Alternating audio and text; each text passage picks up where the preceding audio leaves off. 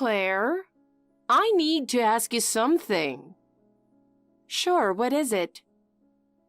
Can you increase the amount of money you send me? What? Increase it? Why the sudden request? I thought we were already sending quite a bit. The reason doesn't matter. No, I need to know.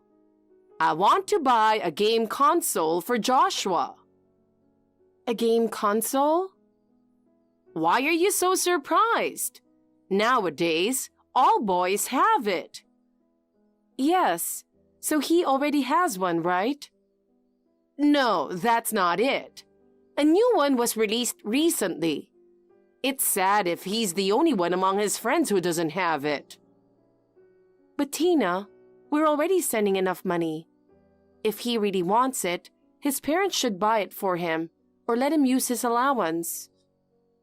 Oh dear, what are you even saying? Game consoles nowadays are super expensive. There's no way he can buy it with his allowance. Kelly and Rick are in the middle of raising him. They don't have extra money. I really want to buy it for him. It's heartbreaking if he gets bullied by his friends. But he's aiming for a pretty difficult high school, right? I think it's better not to encourage gaming right now. Are you saying it's okay for your nephew to feel miserable? That's not what I mean. I just think he should focus on his studies right now. It's a family's duty to make sure he doesn't feel left out, right? Geez, you're useless. Being the eldest son's wife, you should provide the money. I don't think it has anything to do with being the eldest son's wife. I'm sorry, but we can't increase the amount we send. We're also struggling with our budget. Then you should save more. We're already saving as much as we can. You could cut down on your groceries or find other ways to save. We can't save any more than we already are. The game console issue should be resolved by Kelly and Rick. How stingy you are. We need to think about our own lives too. Fine. I didn't expect much from you anyway, but this is just disappointing. Sorry, Tina.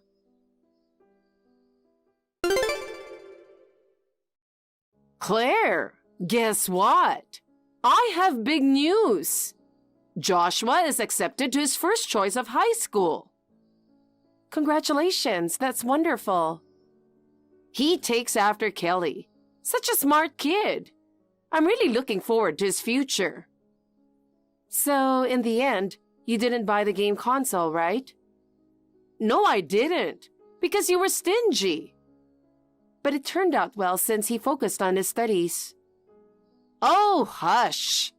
By the way, as a celebration gift, I need you to give Kelly and the family $5,000. Excuse me? Do you have a problem with that? When they bought their house, you gave them $10,000 as a housewarming gift, so $5,000 should be easy. That was because you insisted that we give at least that much. $5,000 for high school acceptance? That's insane. What are you talking about? It's normal for the eldest son's wife. It's actually on the low side. Kelly gave my son $20 when he started high school. Oh, she did give a gift. That's nice of her. There was no need to give anything to that incompetent kid of yours. Please don't speak badly about him. Why not? It's the truth. He's never smiled and has always been a gloomy, unlikable kid. That's just his personality. I know. Isn't it called a developmental disorder or something? Even so, I love him dearly.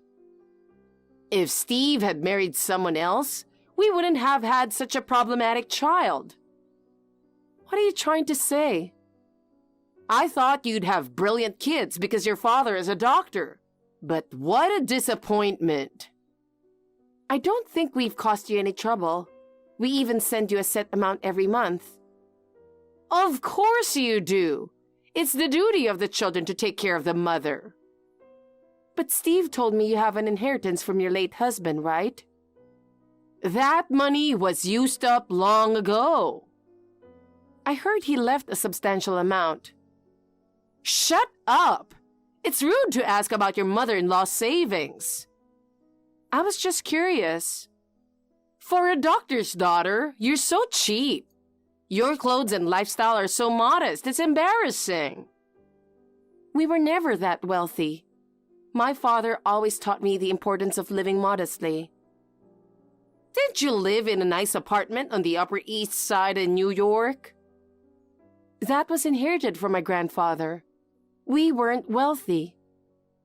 Your father is a doctor. Of course your family is rich. Don't lie just because you don't want to send me more money. It's true. I want to give Joshua lots of allowance, and there are many things I need money for. You've never given Colin any allowance, have you? Quiet. I need the money you send us. We're barely managing with what we send you. We have to cut back on our expenses, especially to save up for Colin's education. He's preparing for college now. He doesn't need to go. That failure should just start working after high school. Geez, can't you ask Kelly to help out a bit? She doesn't seem to have money problems. I can't ask her to do that. But she always has the latest designer bags and buys new high-end clothes every season. I also heard they take vacations often. With such a luxurious lifestyle, can't they help with the financial burden a little? They'll need more money soon. Once Joshua starts high school, the cost will be enormous. We face the same situation. Don't compare your failure of a son to him. He's taking swimming and programming classes. The monthly education costs are staggering. We're also planning to hire a private tutor. At this rate, Kelly and Rick will be overwhelmed by education costs. But that's their choice. I don't see why we should bear the extra burden for their luxurious lifestyle. You wouldn't understand, but every parent wants the best education for their child. We're investing now so he can become a respectable adult in the future. I also want Colin to receive a good education. Pointless. Spending money on him is a waste. Joshua will undoubtedly grow up to be a respectable adult. Geez. It's natural to want to invest in a promising grandchild. Just follow my order and give the money to Kelly's family.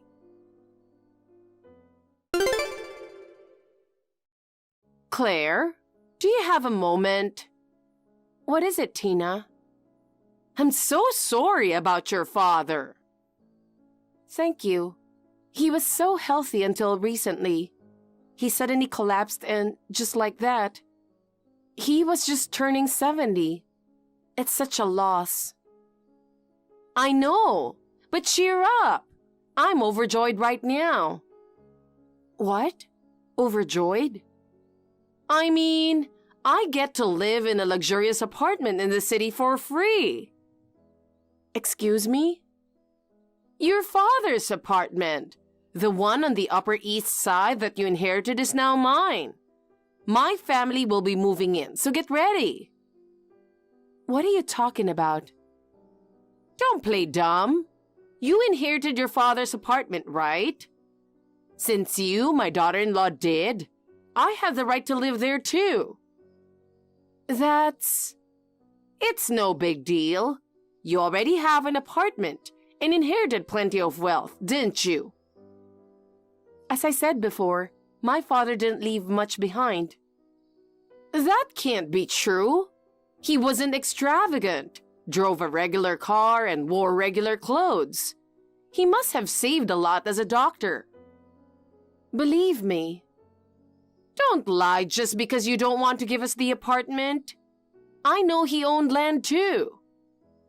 But we don't have money. Just hand over the apartment. Kelly already has a nice house, doesn't she?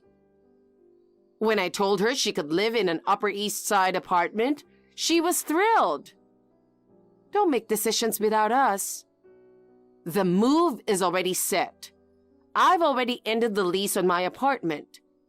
Kelly and Rick quit their jobs, and they've transferred their kids to new schools. I can't give you that apartment. I'm telling you, you have no right to refuse. We'll be arriving in 3 days. We'll be there at 10 a.m. Have the keys ready. Wait a minute. You can't move there.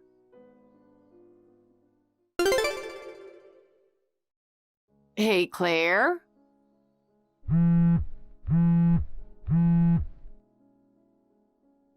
It's way past the promised 10 o'clock. Hurry up and open the door.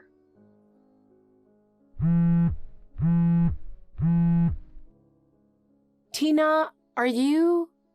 Yes, I'm standing in front of the apartment you inherited from your father. Are you seriously trying to move there? I told you, Kelly and Rick are here too. Open up quickly. The moving truck is waiting outside and we're in a bind. I told you, you can't. Just hurry up. Go back. The keys to that apartment can't be used anymore. What do you mean? I don't understand. If you keep stalling, I'll get the manager to force it open. You're determined to live in that apartment. Yes, we have the right. But it's going up for auction. What? I gave up all of my father's inheritance. What are you talking about?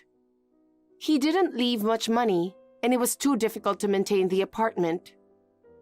What do you mean? He was a doctor. He must have left a lot of assets.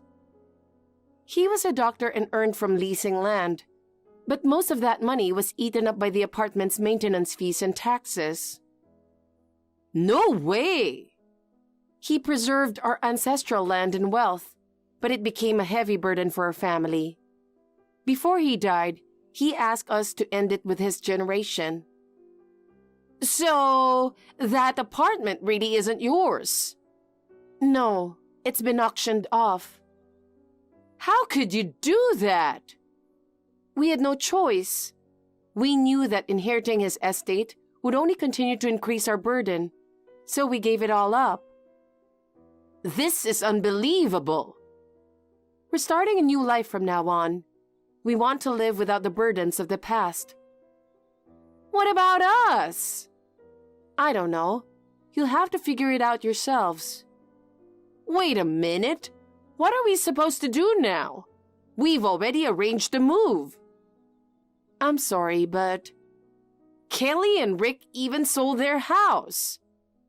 What? They did? Yes. They sold a $400,000 house for $250,000. Why did you go to such lengths to move? It was for Joshua. What do you mean? He was bullying his classmates so much that it became a big issue at his school. Bullying? What did he do? He ripped other kids' homework and put garbage in their lockers, causing a huge commotion at school. The counselors and teachers warned him, but it didn't help, and they were at their wits' end. I had no idea.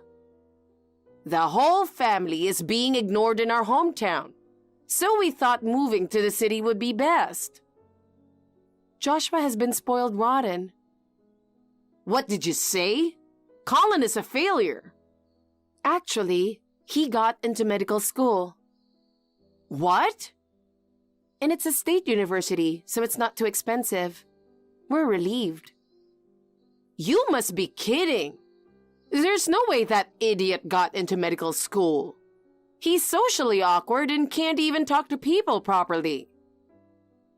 It's understandable you'd think that. He struggled with communication from a young age and didn't make friends easily. But he had plenty of time to focus on his studies. He loved science experiments since elementary school and turned their kitchen into a lab.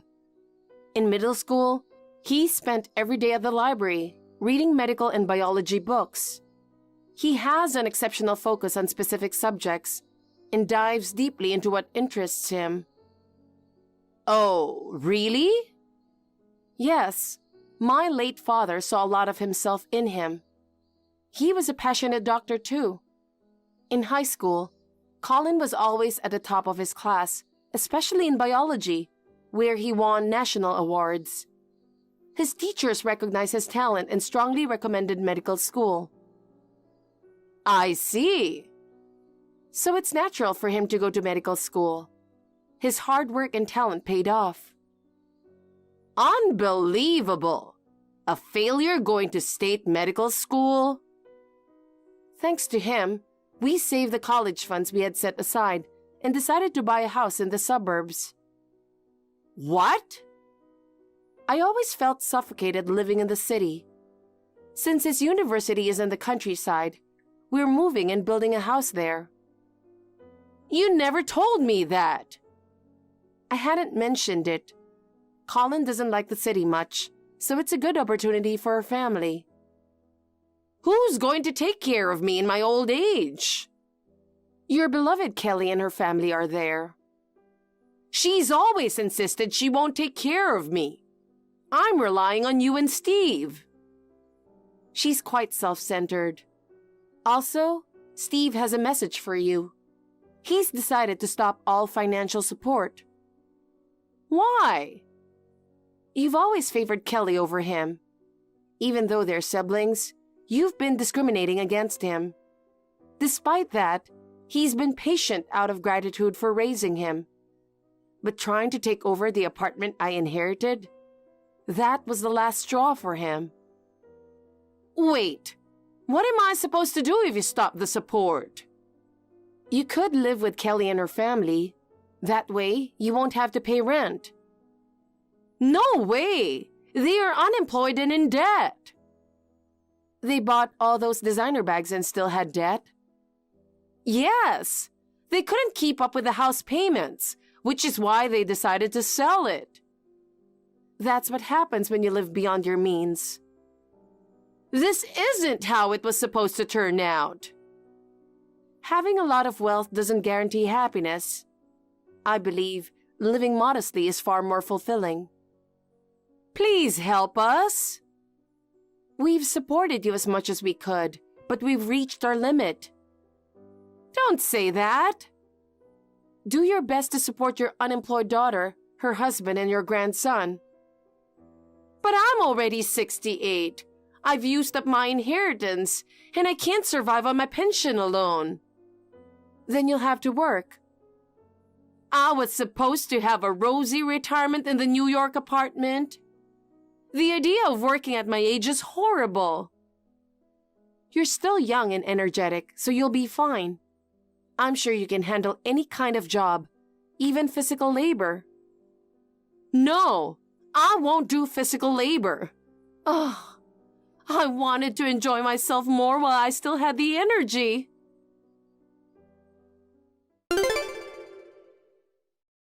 So, Tina and Kelly's family moved to New York, thinking they'd live free in a luxurious apartment. In the end, they had to settle for a cheap, rundown place, cramming all four of them together. Kelly and Rick desperately searched for jobs, but neither of them could secure full-time positions, so they are both working multiple part-time jobs. Josh's problems continued at the new school, leading to isolation and skipping classes to stay home. It's a shame, considering all the money spent to get him into that high school. The boy's current situation is largely due to being spoiled by his parents and grandmother, making him a victim in a way. It's quite sad.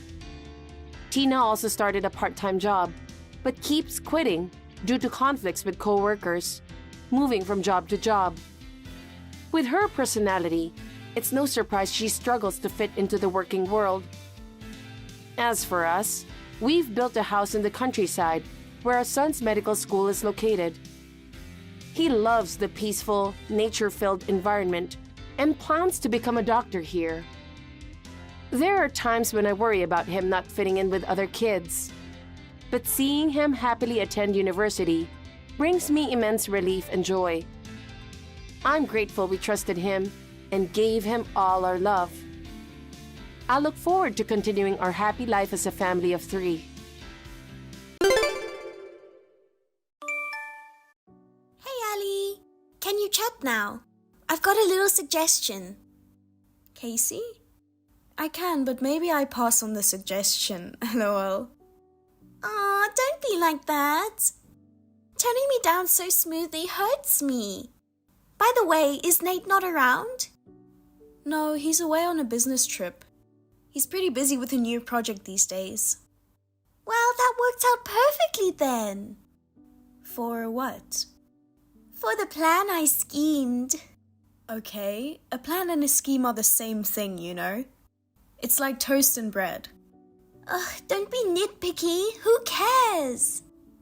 You've graduated with a degree, so get a proper job and put your dad's mind at ease.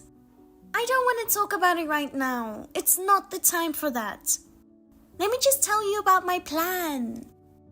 Okay. So, I have a suggestion for my favorite person. How about going on a trip for a tour of the Grand Canyon? Well, you know, a tour of the Grand Canyon is self-explanatory without the word trip. Jeez, you're so annoying.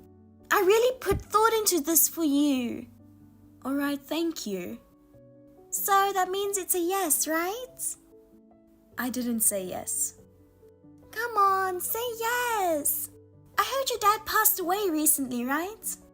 I thought it might help to cheer you up. Oh, really? I'm so touched. Thank you, Casey. Alright, it's settled then. You'll cover all the travel expenses, okay? Casey, I don't think it's right that you just suggest and make me pay for it. I don't have that kind of money. You're full of lies. Normally the one making the suggestion pays, you know. It's rude to make me pay. But Ali, you work at my dad's company, right? That means it's basically the same as me paying you, isn't it? What kind of logic is that? Do you even have a brain inside your head? I do. I know you have a lot of money. You don't need to be so stingy. Look who's talking. Then why don't you get a job at your dad's company or something? I'm working hard to pursue my dream my own way. I just haven't gone all out yet. That's the classic excuse of a bum, you know. Don't call me a bum. Call me a dream chaser. I'm aiming to be a designer, you know. I have a big dream. Sure, if that's true, I'll support you. But first, actions speak louder than words. You're just a freeloader who married into the family. If you cross the line any further, I'll be very angry. Ugh. Anyway, I'm not going on a trip that's a trap for money pit like that. Forget it. Okay, let's do this then. Justin and I will go to the Grand Canyon. So cough up the money. Oh God, what are you talking about? That's even more ridiculous, isn't it? Why do I have to pay? Who the heck is Justin anyway? You think I don't know anything, huh? But I sure do. I know you have loads of money. Yeah, right. Even if I did, I wouldn't spend it on a dumb, unemployed couple's trip. Get a job first, then talk about traveling. No. Normally adults treat the younger ones, you know. You're not normal.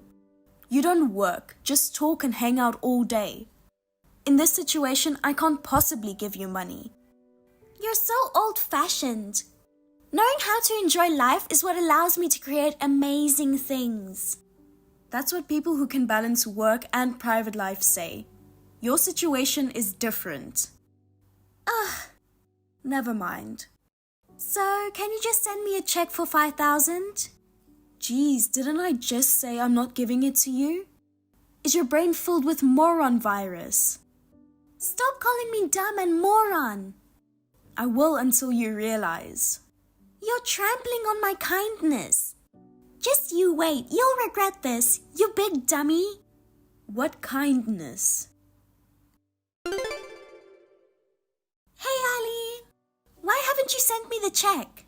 I begged you so much. I mean, why did you even think I would in the first place? There's no reason for it. I asked you so many times. You're being too persistent. If you really want to take a trip that badly, you should get a part-time job or something. Make your own money. All right, I get it. In that case, you should give me the money to rebuild the house. Huh? I have no idea what you're talking about. I mean, I'm already in the process of rebuilding. What are you saying? Is your brain made of pudding? I really don't get it, but I can tell you're being mean.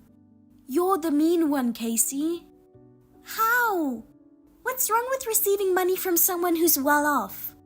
I know everything. When your dad passed away, he left you a significant amount of inheritance. What? Congratulations on inheriting $5 million, Ali. Thanks to that, I'm building a mansion worth $1 million. When will you share some of that money with me? I have to make some payments soon.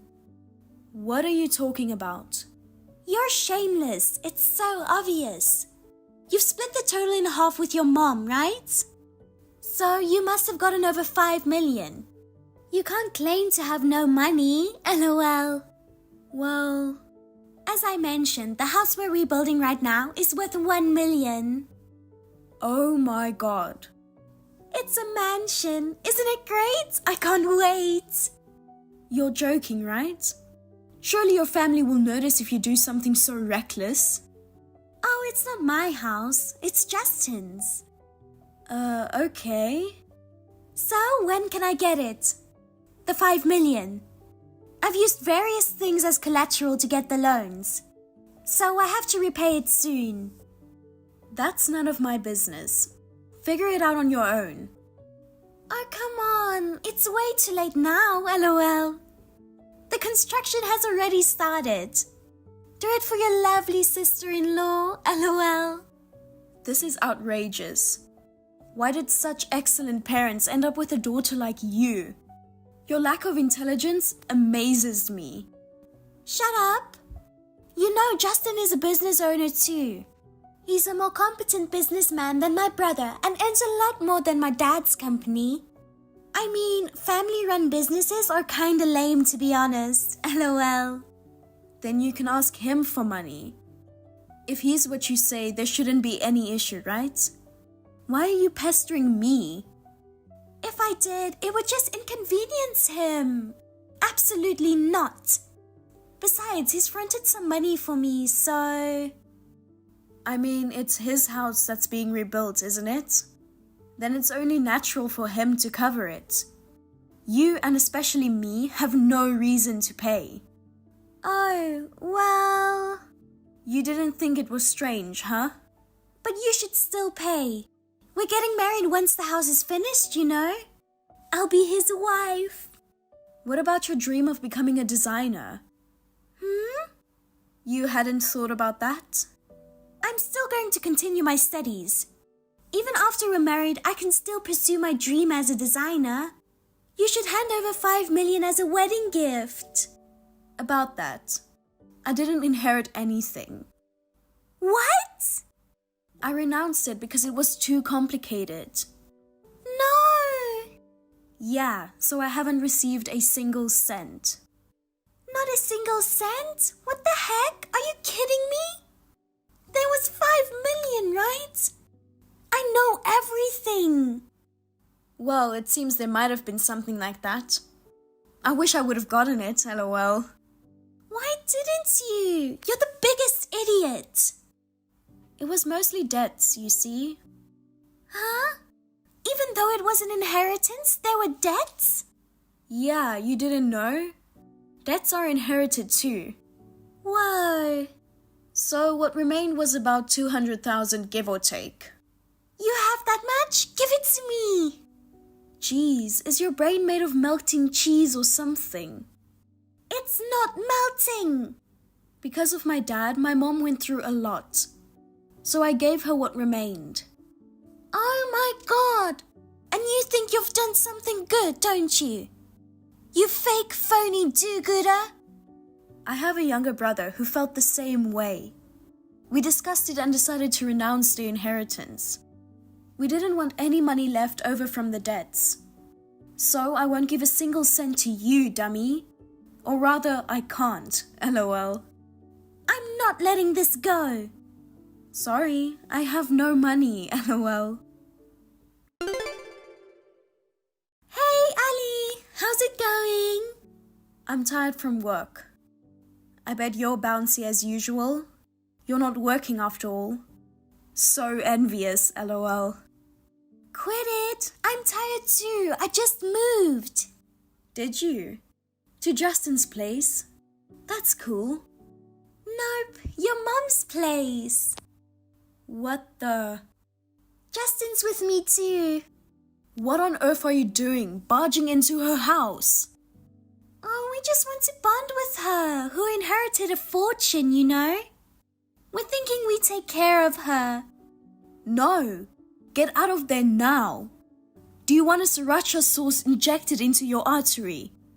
Stop it! Then leave. No way! Since we're already here, we want to take our share of the inheritance. We won't be satisfied otherwise, lol. How did you even get in? The door was locked, right? We just used the window, you know? That's trespassing. That's a serious crime. Knock it off. By the way, she isn't here. Where did she go? Oh, she moved 3 days ago to a new apartment she bought. What? That house is too big for just her, so she's selling it. What the heck? We moved some stuff in, you know? It's a sentimental place, but she had to sell it to pay off Dad's debt. She had no choice. Goodbye, my childhood home. Wait, what about us? I don't care. You did this on your own, didn't you? The construction of Justin's house was stopped because we don't have money. Now we don't have a place to go. That's none of my business, lol. Woohoo! Don't get too excited. Please, Ali, let us stay at your place. I'll even get down on my knees and beg if you'd like. No, lol. Seriously? Please, pretty please. But first, don't you have something to tell me and your dad? Huh? Thanks for giving birth to me? I don't recall giving birth to you. And it's physically impossible for him. He's not Schwarzenegger and Jr., you know? What are you talking about? Well, you see, you've taken a title deed from his office, right? That's another serious crime, you know? I don't know what you're talking about. Maybe we should report it to the police. Let the experts handle it. Hold on. Having the title deed alone won't get you a loan, okay? Especially if someone who isn't even the owner goes to a bank with just that and tries to loan against it. No bank will ever accept it. You get that, right? No. Really? How old are you? Can you please gain more common sense? I'm not experienced enough in life to know all that stuff. Besides, the person you showed the company's title deed to is someone your dad deals with. What? I didn't know. He contacted the office right away, saying a suspicious couple brought the land title deed. He was really skeptical, as he should be, lol. Oh yeah, he did make a phone call while we were waiting. That time, huh? It was chaos in the office as your dad was outraged. He was going to call the police. I convinced him to spare you from that. You should be grateful to me. Oh my god, Ali! So are you gonna help me out? Huh? Yeah, right, lol. Ugh. If you targeted my mom and her home, it's a different story now. Do you even realize what you've done? The police will be there soon. I hear the siren. That was fast. Impressive. Our police department is excellent, huh? Ali? Yeah? I'll work at my dad's company starting tomorrow. I'll turn over a new leaf and work seriously. Please tell him to help me. No way, lol. Please. Good luck being under police custody. No, why? Why won't you help me? What a shallow girl Casey is. Afterward, she and the self-proclaimed entrepreneur, Justin, were easily arrested by the officers at my mom's house. Well, that's normal after what they've done, right? By the way, the bank rep told them that he would hold on to the title deed for screening. And then he returned it to my father-in-law. Thank goodness he was the rep in charge of the company. After the incident, Casey was disowned and kicked out of the house. It's a case of reaping what you sow. Furthermore, she had borrowed money from all over the place to rebuild Justin's house. Now she is working diligently at a factory in the suburbs, paying off the debts alone. Reportedly, she's become alarmingly thin.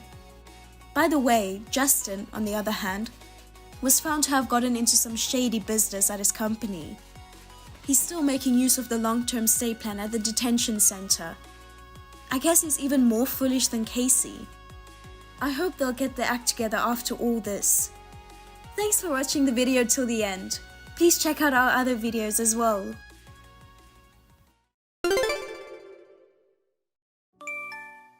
Hey Alice, thanks for earlier. We hadn't seen each other in 17 years. Hi Jack, what can I do for you?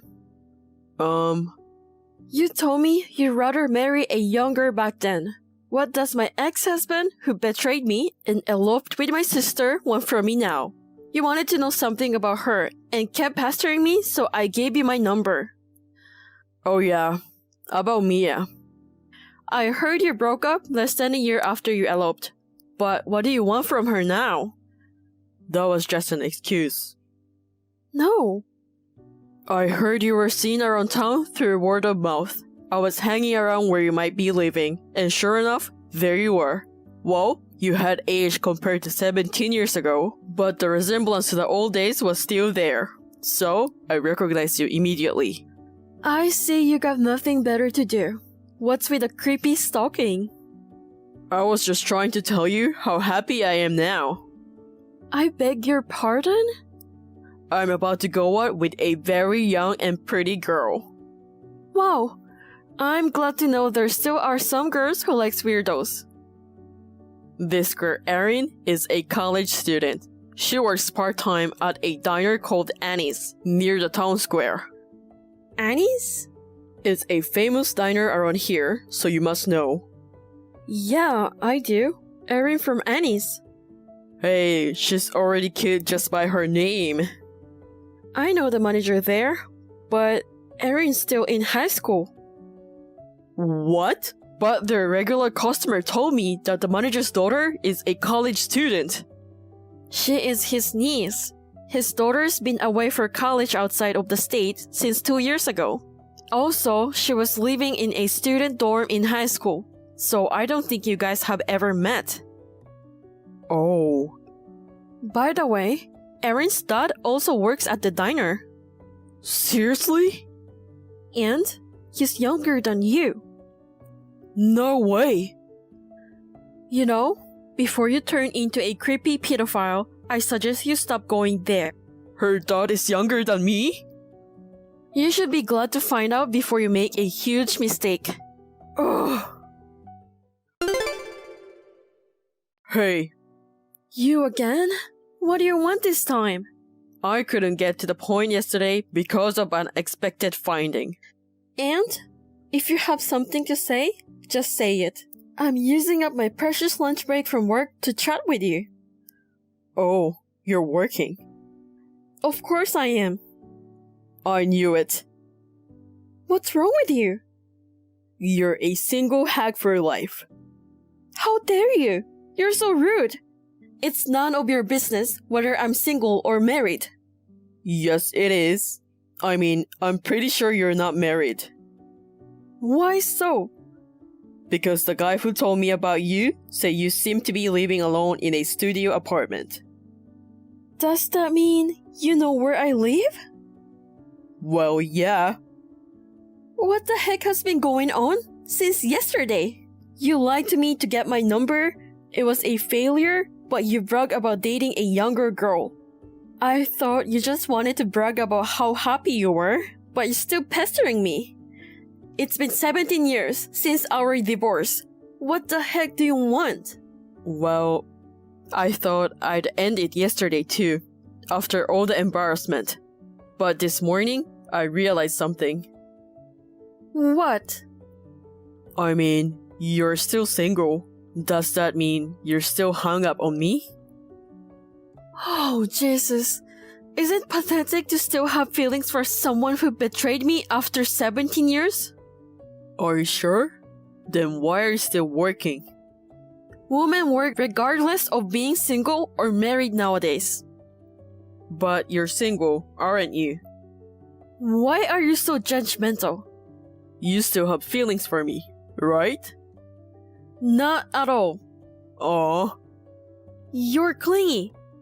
I will marry you again. Excuse me?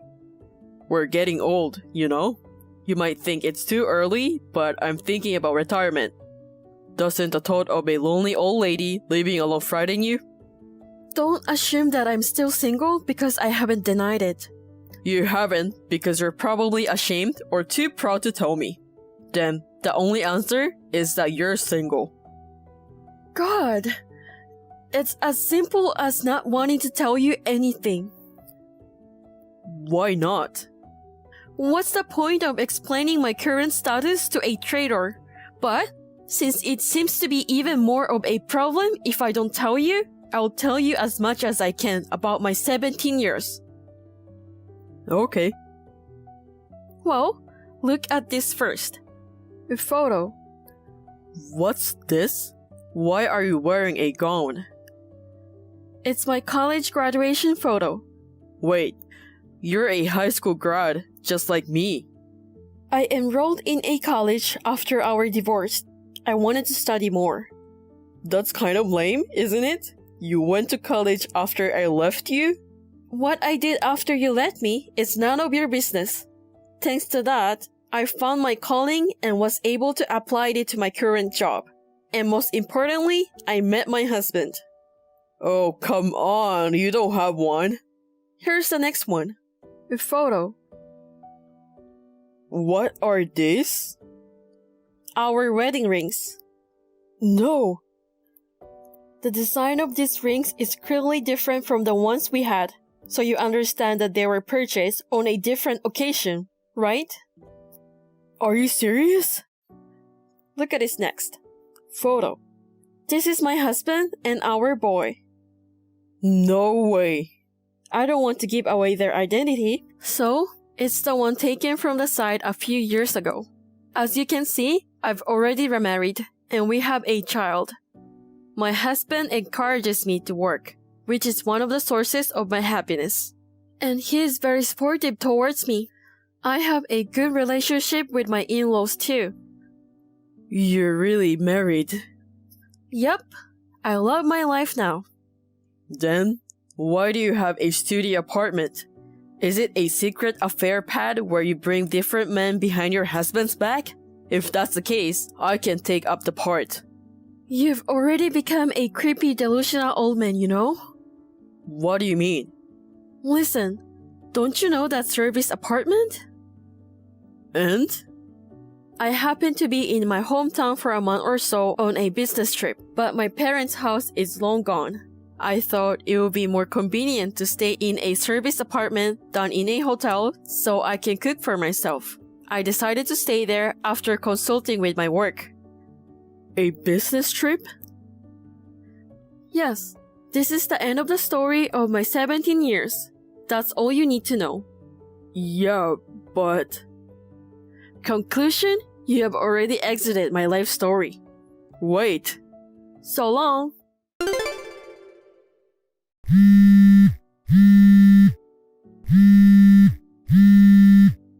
Alice, come on.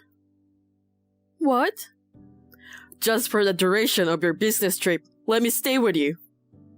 What the heck? I got no place to live. Let me stay.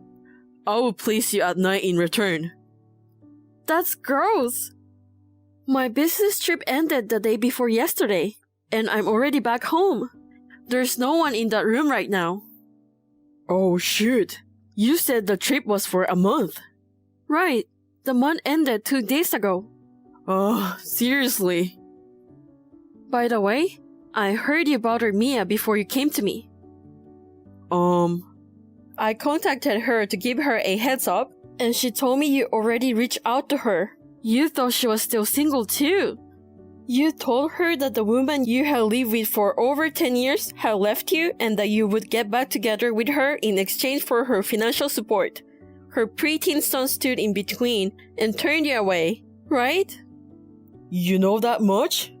She didn't think you'd come to me. She apologized for not giving me a warning. Wait, you guys made up. The sisters who were battling it out over me. It kind of pisses me off to hear you say that, but when you left her less than a year after eloping, she realized a lot of things. She went to our late parents and apologized sincerely. I was already out of their house, so we never saw each other in person. She called me to admit her mistakes and apologized again and again. If you ask me if that patched up our relationship back to normal, it's hard to say yes. We do keep in touch though, for seasonal greetings, weddings, funerals, and stuff. Seriously? So that's it. This is the last time for real. Don't get involved with us anymore. Alice, I don't have a place to live. I don't care. Alice! Goodbye! A few days later, I received a call from Jack's brother. The house of Jack's late parents, which is currently in his brother's name, is far away. He sold all the belongings he had at the time he contacted me, and raised money for transportation to get back there. When he finally arrived, he was in shambles. His brother was disgusted by the creepy details told to him in tears.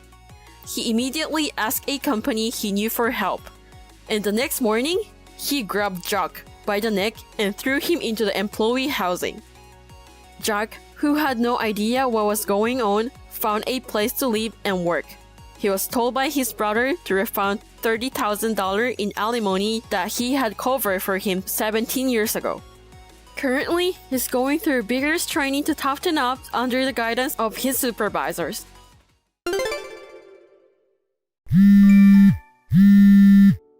What's going on, Emma? I haven't been able to reach my dad or brother, so I'm contacting you instead. If you know anything, can you let me know? Hey, Isla, you're back. Did you have fun on your trip? Never mind my trip. Everything in the house except for my stuff is gone. What happened? Well, it's just as you see it. We moved out while you were away. Really? Where on earth did you move to? I can't tell you. Why not? It's a tough heart-clenching measure to encourage your independence. Heart-clenching measure? You're almost 30. Stop relying on your family already. Get a job. Start living on your own money, okay? You better start looking for a job tomorrow and try to survive on your own. Okay. By the sound of it, I'm not sure you realize the seriousness yet. You know, it's already been 5 years since your mother passed away. Your father, Sean, and I have no intention of taking care of you at all. I very well know that, but... Ow! You sound so confident. Well, it's better than you cling to us. The lease expires in 3 months there. I've already taken care of the termination of the lease, so you'll have to find a place to live and move out in the meantime. I got it. Then, can I ask you one last thing? What is it? I don't work for a company, but I do have a job. Oh, please. I've been putting some money in the house, but I don't have to do so anymore, right? You don't need to try and make yourself look good at this point. Please do as you wish. All 3 of us will be changing our phone numbers and email addresses. You won't be able to contact us. Sure. So this is your reaction. Wow. I hope you understand what it means to be cut off from your family from now on.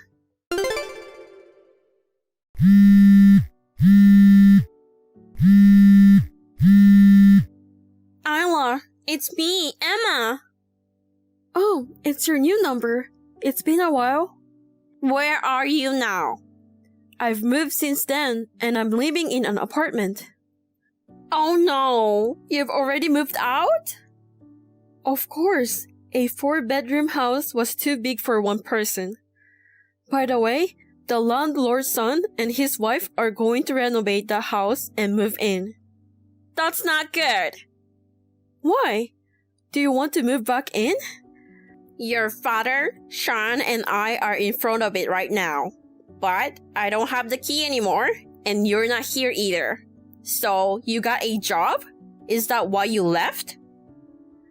I told you, I've been working all this time. But your father and Sean always complained that you didn't want to work but just stay in your room all day. That's why I suggested we take the plunge and move out. More importantly, it was a good chance to get out of the old house. Oh, I see. It was indeed an Asian house.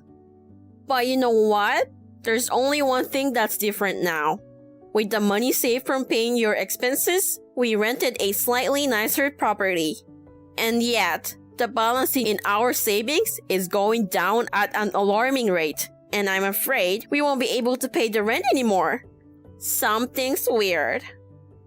Well, of course. I've been putting money into the family savings, so you all have been able to get by.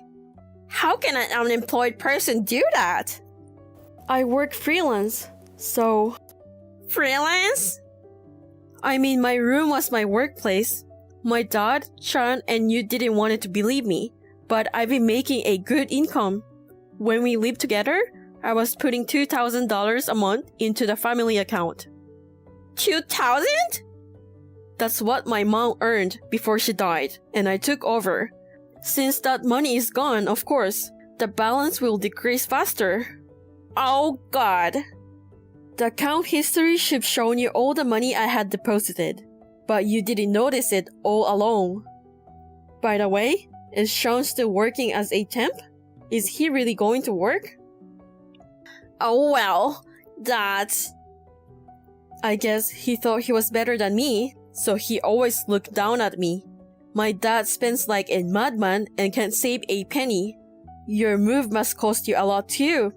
With my brother's meager income and my dad's social security, I'm sure you'll be in red from now on.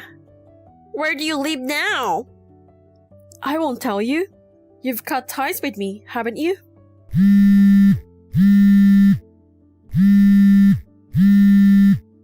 Well, so long.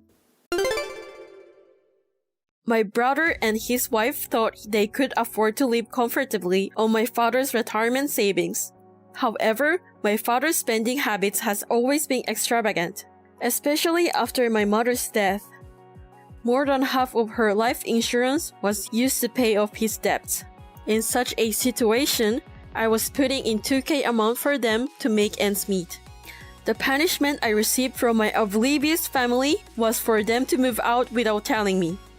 According to the relative who know the situation, my sister-in-law is constantly fighting with my father and brother, and divorce seems to be just a matter of time. I, on the other hand, took the plunge and changed both my phone number and email, which made me feel so much better. The amount of money I can save has increased, and I'm enjoying my work and life. Good evening. I'd like to ask you a few questions. Annie, is this a good time? Good evening, Jim. I'm just finishing up with some chores. It's all right. How are you doing? Tomorrow you and Stuart will be at home, right? Yes. Stuart, who works in another city, is coming here for a meeting at the head office, so he will be home from tomorrow until Saturday or Sunday. Since it's so important, I'm taking a day off tomorrow too, so we'll both be home all day tomorrow. If you don't mind, I was thinking of showing up too, if that's okay.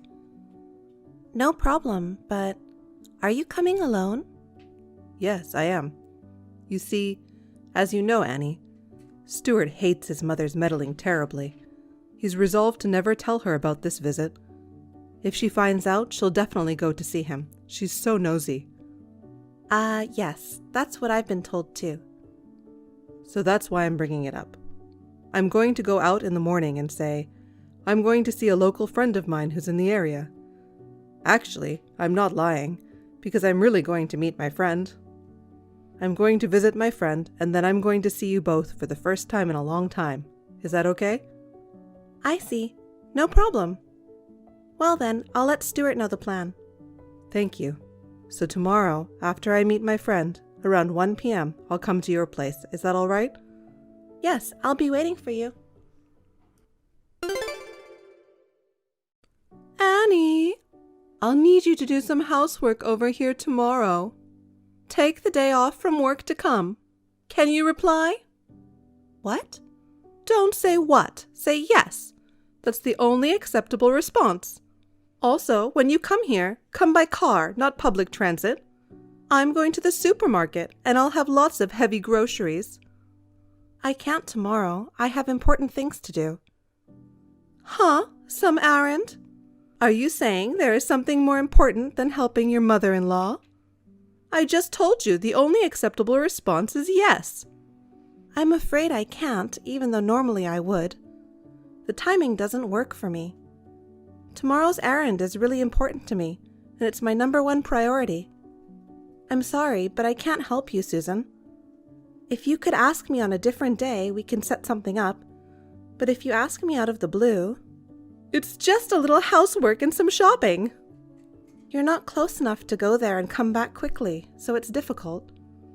Hey, what is it you're doing if an hour and a half out of your day is a hassle? You must be so disorganized or lazy. You really have a hopeless personality, don't you? You are so useless. No matter what you say, there will be no change of plans. Bye now. Hello, Annie. Hello, Jim.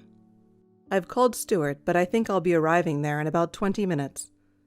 Yes, take your time. I'll be waiting for you. Hey, idiot! What time are you coming over here? I've been waiting until now. I still have all the cleaning and shopping to do. You're the daughter-in-law. You're the one who's supposed to be doing all the housework, and you're the one who left it all undone. So get your ass over here. Come here in half an hour. You'll have to prepare dinner, too. This is your punishment for talking to me like a smartass.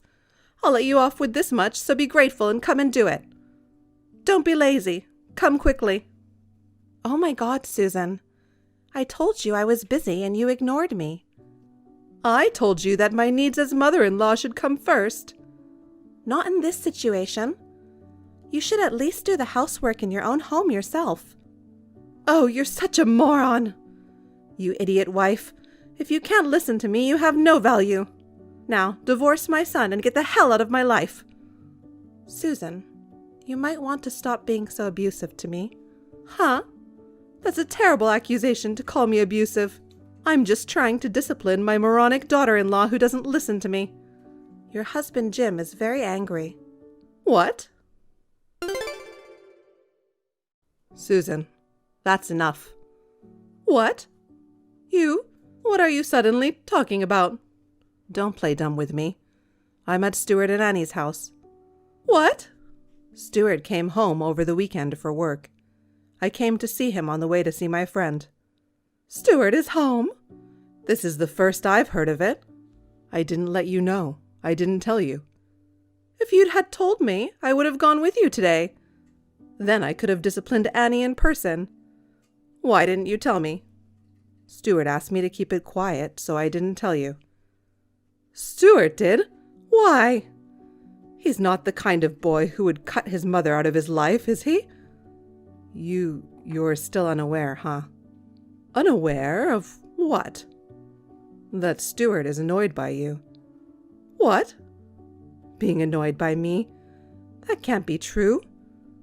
I've loved him so much ever since he was born. How can a mother's love for her child be so deep and he can't feel that?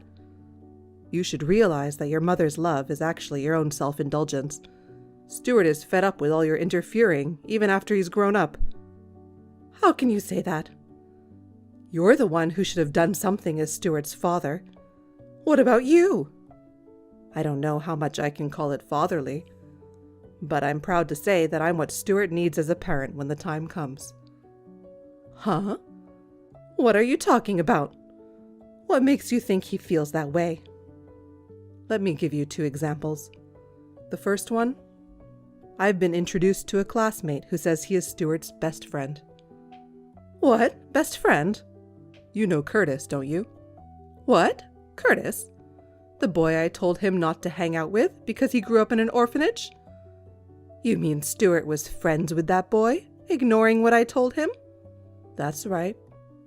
Oh my God, orphans are nothing but losers when they grow up. Curtis is now the president of a company with an annual sales of $1.5 billion. What? He studied with the best university overseas while earning his own tuition, graduated, and started his own business.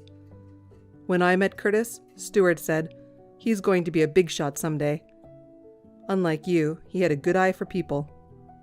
That parentless man is the president of a company with an annual sales of $1.5 billion? You're kidding, right? How is that possible? Let's go to the second one. Annie, who became Stuart's wife. Stuart introduced her as the girl he's thinking of marrying 2 years before he came to tell us he was marrying her. What? I didn't know anything about that. He said he wouldn't introduce her to us until the last minute because he knew his mother would object for no reason if she knew. So then, that's why he rejected my idea for who he should propose to. Because he was already dating Annie. Who in the world was this matchmaking with? You know her. It was Amelia. Huh? You mean that Amelia? Yes. She and I worked at the same part-time job and we got to know each other very well. She's charming, beautiful, and the daughter of a CEO. She's a much better match for Stuart than Annie, who's from a mere working-class family. And Annie is an idiot wife who can't even listen to me. If this was going to happen, I should have forced him to marry Amelia back then. That Amelia, though. She's a single mother now with 3 children whose fathers are unknown. Huh? She's divorced and her parents have disowned her. Huh? She's that kind of woman. She's the daughter of a CEO. Everyone in her hometown knows about it. Your prejudice, which only looks at the surface, is so obvious. No, but I didn't mean it that way. Once again, I'm glad Stuart has a good eye for people. If he had followed your advice to choose someone, he might have had to go through an unnecessary life of hardship. I'm also glad he didn't inherit an insane personality like yours. I'm glad he grew up to be a decent human being, even with you as his role model. I don't mean to be. I'm getting off track here. I didn't realize you were also so verbally abusive. I was just trying to keep her in line. I think that idiot wife and other such abusive words are unacceptable. Stuart is nodding his head in agreement. Even Stuart? It's terrible. You're all excluding me, treating me like some villain. Don't you feel sorry for me? I'm leaving now. Let's talk about our future. Our future? 10 years ago, I gave up and accepted your personality. But this time, there are too many things I can't overlook. I'm not going to change my mind about this. What? Annie, where the hell did you go? Answer me. Yes, what is it? You, where on earth have you run off to? I came to check the house, but it's deserted. Oh, you're home after all. You were right to take your husband's advice and move out first. Huh? My husband's advice? Well, I suppose he's not your husband anymore. The divorce papers were officially accepted, weren't they? Shut up! It's his fault for not understanding my feelings for my child. but I'm sure Stuart will understand. Even though Jim told you so much, you still don't understand. What? Annie, you only spent 3 or 4 years with Stuart. You can't understand the depth of the bond between a mother and her son who spent almost 30 years together. Stuart is being deceived by you people. He would never cut me out of his life. Stuart decided we should move out to get away from you. What? To be precise, he decided to take me with him to the city he works in. He took you to live in the city? I decided to go with him because I can work remotely. Well, then, I'll come with you. There's no point in coming. We've already changed the address over here. What? Why didn't you inform me? I'm afraid you might barge in on us, so we've moved. You're trying to separate Stuart and me. No, I'm just following what Stuart decided. I don't believe you. Give me back my little Stuart. Uh-huh. If that's how it is, that's fine with me. As long as you can't understand Stuart's feelings, you might as well think you'll never see him again. Huh? I have nothing more to say. Bye now. Hey, Annie! What did you mean by that?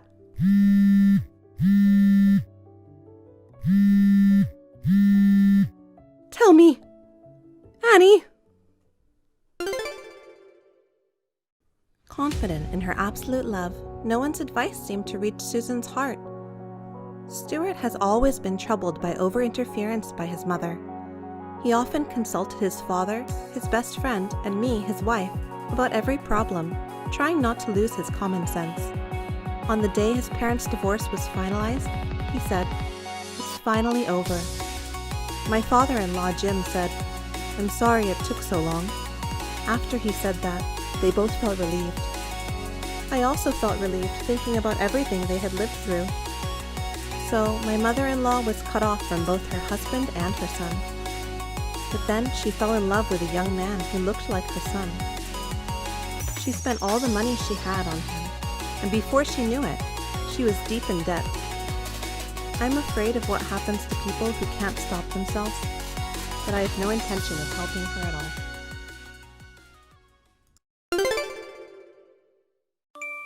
Hey Nora, what's up with the lunch? Are you messing with me? I made it just for you. I made it with fruit salad and other things to balance it out. How is it I'm messing with you? You know I don't like vegetables, right? Yes, but I looked for a recipe that even a child who hates vegetables could eat, and I made it for you. I put particular effort into the seasoning and so on. I don't care about seasoning. If you know I don't like vegetables, you're messing with me. But if there's only meat, it's not balanced, right? That's right, but I wanted fried chicken. But all that was in there was grilled chicken breast. Where's the fried chicken? This lunch is torture. Torture? You're exaggerating. I made you fried chicken yesterday. You just baked it in the oven, didn't you? That's not fried food. What I want is real fried chicken. Oh my, you're a picky eater. On top of that, you've been gaining weight lately, haven't you? You've even had a lot of health issues. You keep wanting to eat fried food, but if you eat anything you want, you'll get sick. Shut up. Instead of moderating your diet for your health, eat whatever you want as much as you want. If it kills you, so be it. Life is short and fulfilling. That's what I believe. But I want you to live a long and healthy life. There's no point in living a long life eating food that don't taste good. That's why I'm throwing away today's lunch. Oh no, what a waste of food. Prices have gone up recently, and the cost of food is getting higher. It's your fault for buying vegetables that I hate. If you're gonna talk about food costs, you should only buy my favorite foods. If you're my wife, you're supposed to make lunches that your husband will be happy to eat. But when you say your favorite food, it's all meat and mac and cheese. Macaroni and cheese? I love it. I'll make some today. Stop it. You had it for dinner last night too. You didn't touch any of the side dishes at dinner. Just the mashed potatoes and gravy. That's because you only cook food that don't taste good. I'm so unlucky to have horrible cook for a wife. You can't even cook a satisfactory meal. And yet, you're always harping on about my health. I used to cook a lot before we got married. Nobody has seemed to mind up to now. That's because they're just being considerate. But I'm your husband. It's my duty to guide my wife. From now on, I want you to cook according to my instructions. I don't want to cook food that's too rich or too unhealthy. Don't defy your husband. Who do you owe your livelihood to? I'm the one who earns the money to buy the food, aren't I? Don't get smart with me. You waste food with your terrible cooking. You're the one wasting food. Besides, I'm working too. Your job is low paying with no responsibilities compared to mine. So that's what you think, is it? It's true. I'll tell you what I want you to do starting with dinner tonight. So make sure it's done exactly the way I want it. Do you understand? You must do exactly as I told you. Nora, do you have any idea what you've done? I'd like to ask you the same thing. Nate, what have you been doing? You left yesterday and never came back. Where have you been? Are you at work now? It's none of your business where I go. What's more, what was for dinner? What do you mean? I did my best to give you what you wanted. Not even close. I didn't ask for the kind of meal. You horrible cook. What? I made a steak, just as you specified in your recipe. What was the problem with that? You know what? How long have you been with me? What?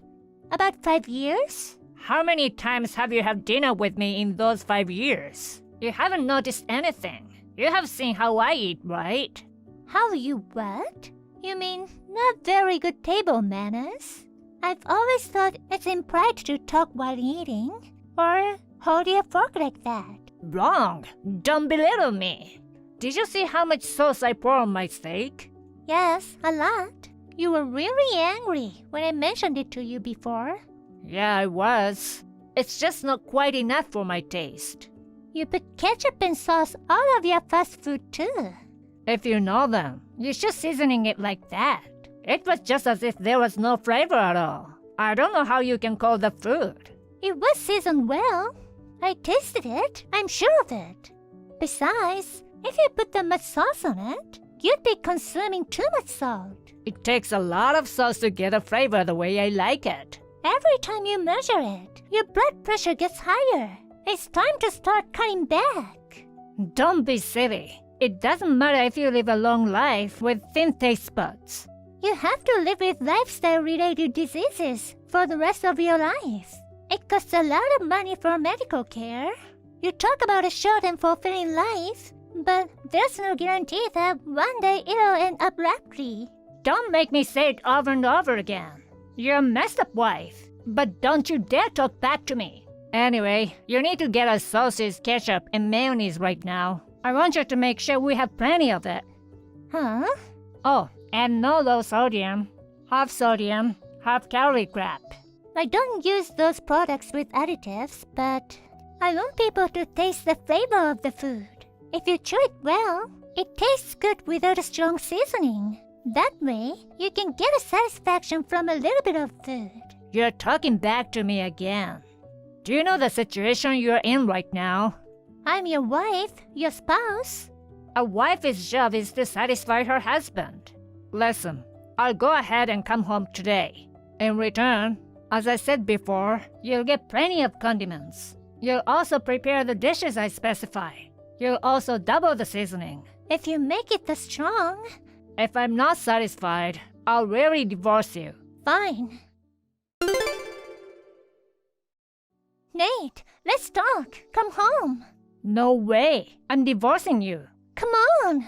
Didn't I tell you before that if I'm not satisfied, we'll have a divorce? If you can't feed me, you're not a wife. You say my body and health are important. I'm fine right now. It's just that you don't have any symptoms yet. You know, your health check results are all in the red, right? If you keep on like this, you're not gonna get better. My grandfather and my father ate whatever they wanted, just like me. My grandfather lived until 80, and my father is still healthy. Both your grandfather and your father went to the hospital regularly, right? Of course, as you get older, you're gonna get a little wear and tear. It doesn't matter what you eat. If that's the case, it's 100 times better to eat whatever you want while you're still alive. Anyway, I'm sick of your cooking. Sick of it? But you hardly ever eat it. I hate it when you talk back to me like that. I'm going to be free to eat whatever I want now. Wait, that's really not enough for you to live on.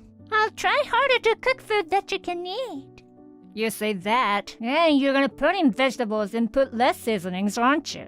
I'm not voting for that anymore. I'm saying that because I'm thinking of your health.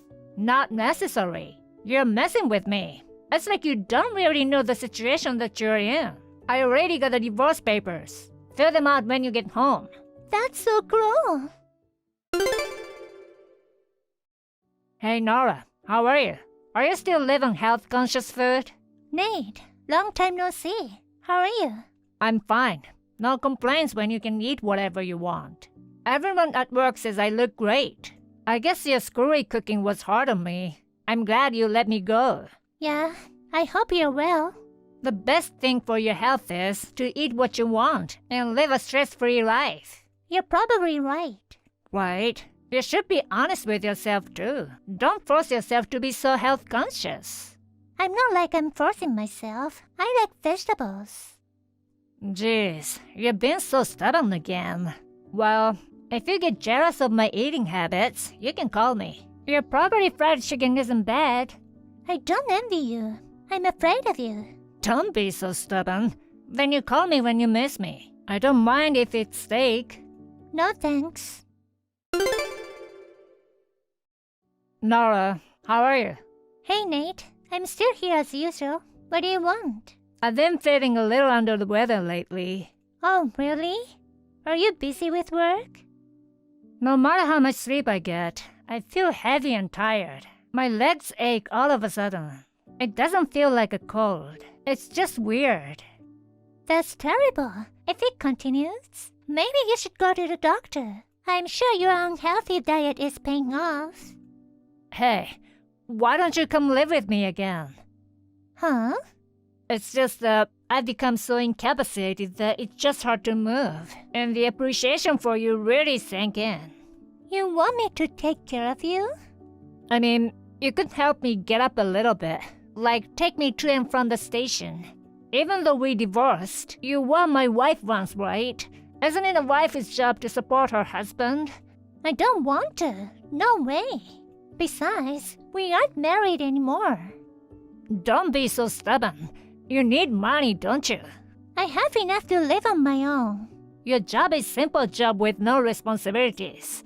I have responsibilities. I make hospital food, according to the physical requirements of each patient. What? That's because I'm a hospital dietitian. You always seem to underestimate my work, so it's no wonder you don't remember. No. I didn't mean to condescend to you. I think you're doing a great job. That's why you care about my food. I think I would have cared, even if I weren't in the profession. You woke me up when I had to work. I can't get up by myself, and on top of that, I'm feeling sluggish. I'm late and missing work more and more, and the company is not happy. Let's get married again, and you can wake me up every morning like you used to. I decline. Nora, I'm sorry. Will you try again with me? I decline. Please, come on. I'm not a doctor. I can't fix your problems now. You should go to a doctor instead of depend on me, really. Doctors aren't my thing. Nora, I need help. Huh? What in the world? I went to the hospital because I suddenly felt pain all over my body. It's been a month since I told you to go, but... It was hard for me to find the courage to go. Anyway, the doctor was really pissed at me. Well, I can imagine.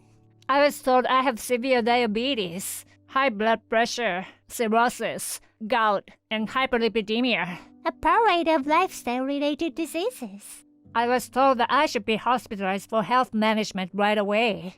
That's right. Well, work hard on your diet, because sometimes your numbers will settle down.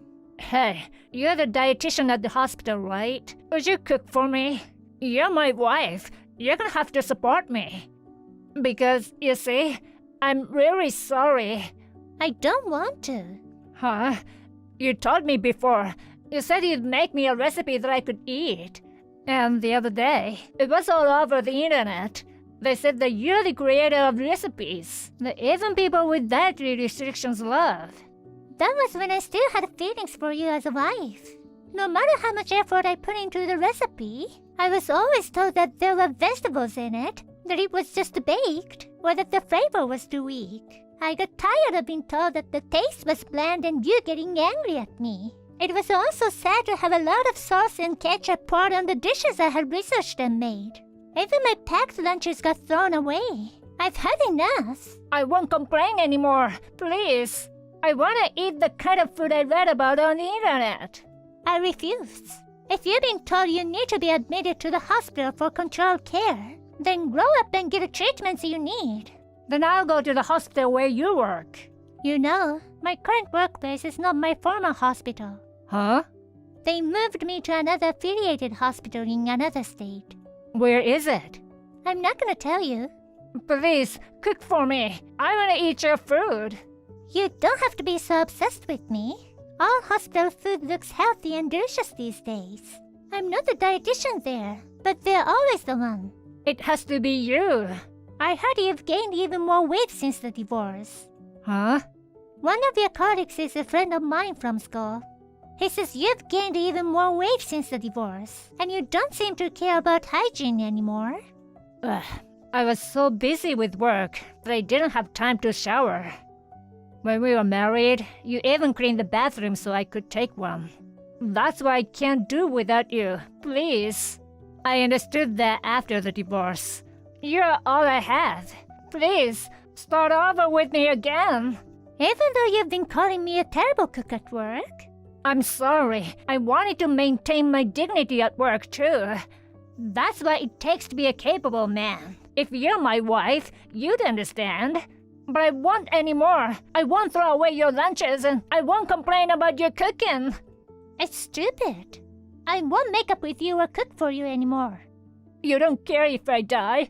Your grandfather lived until 80. Your father is still healthy, right? That's true, but... Then it's okay, isn't it? No. My father actually wasn't as healthy as I thought he was. I heard he's on the verge of going blind from diabetes. His liver is also failing. If you know that much, you can understand why I'm so frantic, right? If you don't want to end up like your father, you need to get your lifestyle back on track. I don't want to be hospitalized. I'll lose my freedom. That's the price you pay. Even if you can't get back on your feet, you'd still like to live a short, fulfilling life, wouldn't you? That's great. Congratulations. Well then, I'm going to block you because I don't want you to bother me anymore. Please, don't abandon me. Nate was forcefully hospitalized. His condition worsened considerably, and he was told that the treatment would take a long time. So, he decided to take a leave. However, the prospect of his return to work is hopeless, and it seems that he will be forced to resign. My coworkers said I was lucky to get rid of the filthy, useless guy. Being featured online as a hottest nutritionist, I am now publishing a recipe book. I hope I can help people who are struggling with dietary restrictions.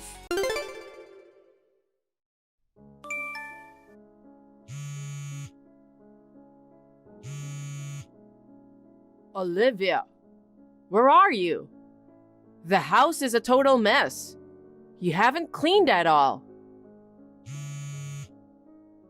Seriously? I've been calling you, but you don't even pick up the phone. Where on earth are you wandering off to? Sorry, Maggie. I'm at the hospital right now. Hospital? I can't talk, so is it okay to just chat? Why are you at the hospital? Well, I haven't been feeling great lately, and I noticed some bleeding this morning. So just to be safe, I came to see my obstetrician to get checked out. Oh, come on. Making such a fuss over a little bleeding? Just get some medicine and hurry back. I can't today. What do you mean? I'm actually going to be admitted. What the heck? Isn't the due date still far off? Why do you have to be admitted today? It's not for giving birth. They found an illness. What illness are you talking about? I'm about to undergo some detailed tests. Depending on the results, I might not be able to come home for a while. So while you're not here, am I supposed to take care of everything at home? I'm sorry. So, can I ask you to tidy up the house? Jeez, useless daughter-in-law. I'm not good at cleaning, you know. Once I'm discharged, I'll take care of the house as before. Please bear with it for a while. Who's talking while not even fulfilling one's duties? But household chores aren't solely my responsibility, right? You're a housewife too, so it wouldn't hurt if you could handle things at home while I'm away. Wow, still challenging me, huh? I don't mean it like that. After the baby's born, divorce Sean. Divorce? Yes, leave without the child. What? That's an awful thing to say. If you don't want a divorce, come back home instead of lounging around at the hospital. I'm not just lounging around, you know. I mean, if you're chatting with me like this, you must be doing okay, right? I can manage typing, but my body's feeling pretty rough, and I can't even get out of bed. Can you not be so whiny? Whiny? Pregnancy isn't an illness, you know. Back in my days, I worked right up until just before giving birth. I never complained or made excuses. That's because nothing troublesome happened during your pregnancy, right? Besides, my illness has nothing to do with being pregnant. Stop talking back. Regardless of what illness you have, a woman who ends up in the hospital during pregnancy is unfit to be a mother. Jeez. Making excuses and slacking off on housework? I'm worried if such a woman can properly raise a child. By the way, is the baby okay? So far, everything's fine. Oh, that's good to hear. It doesn't matter what happens to you, but if anything happens to the child, I'll hold it against you. You've changed, Maggie. What? All of a sudden? Back when Arthur was alive, you were kind to me, treating me like your own daughter. Why have you been so cold to me lately? I wanted to be a kind mother-in-law in front of him. I was a housewife relying on him. I didn't want to risk upsetting him and ending up divorced. I see. But now, Sean's financially supporting you, right? You don't mind upsetting him? Of course I do. But he's working abroad right now, and he won't be back for a while, so I'll do things my way during that time. Aren't you ashamed? Sneaking around and bullying your daughter-in-law when your son isn't around? Bullying? How scandalous. I'm just guiding you. You're trying to slack off using your pregnancy as an excuse. As a mother-in-law, I've got to discipline you strictly. I'm not slacking off, I'm telling you. Oh, by the way, don't you dare snitch to Sean about me telling you to get out of the house. If you do, I'll seriously kick you out, okay? Just get better soon and tidy up the house, got it? Mom, I heard Olivia was admitted to the hospital in an emergency. Yeah, I thought her pregnancy was going smoothly. They found a tumor in her stomach. Then she needs treatment as soon as possible. It's not that simple. What do you mean? Treatment might not be possible. What are you saying? According to the doctor, they could treat it if she wasn't pregnant. But treating it now might affect the baby. No way. I'm just so unlucky. Of all times, I'm stuck on a business trip overseas and can't do anything. I wish I could rush over and be by her side right now. It's work. There's nothing you can do about it. You can't just shorten a trip because your wife's in the hospital. But I'm worried sick about her. I'll talk to my boss and try to come back as soon as possible. You don't need to rush back. Why not? Her family lives far away. They might not be able to visit easily. I have to be there for her. But I'm here, aren't I? She's like my own daughter now. So I'll take good care of her in your place. You don't have to worry about anything. Mom, just in case, I hope it never happens. But if it comes to choosing between her or the baby, I'd prioritize her life. Please tell that to the doctor too. Of course. She's the love of your life. Leave her to me and you focus on your work. Thanks. I'm counting on you, Mom. Olivia, I went to the trouble to visit you today, but you can't even send a thank you text? Of all places, getting hospitalized in such a remote area? I'll be billing you for the taxi fare, okay? Sorry, Maggie. I was busy all day with tests and couldn't get in touch. Oh my. Those tests are just a waste of money, aren't they? Excuse me? I mean, your days are numbered, right? Why don't you just relax and don't bother with unnecessary tests? Why would you say that? I want to live for the sake of my child. But the doctor said it was impossible, didn't he? Just accept it as your fate. I still can't believe this, you know? When the doctor asked me to choose between my life and the child's, you instantly said, the child, without even asking for my opinion. Of course it's obvious. Choosing between daughter-in-law or grandchild, the grandchild wins. You're just a stranger, but the grandchild is my blood. As long as you give birth, that's all that matters. You're terrible. Are you going to ignore Sean's wishes too? Oh, even he wants the child to be the priority, you know? He does? You're lying. I know he wouldn't say such a thing. Well, he's kind-hearted. He might not say what he really feels to you, but deep down, he thinks his child is more important than his wife. I need to ask him directly. That's not gonna happen. Why not? Are you trying to trouble him? Since he can't say it straight out to you, I'm saying it for him. Besides, you also want to protect your baby's life more than your own, right? Of course.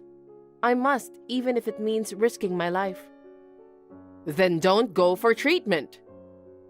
But the child needs a mother. I haven't given up on living yet. Stubborn until the end. Well, no matter how much you struggle, your life is almost up. I'll raise the grandchild well. You better start preparing for the afterlife. Olivia, I heard from the doctor in charge. There's something wrong with the baby? Yeah. I thought she was developing fine, so I was dumbfounded.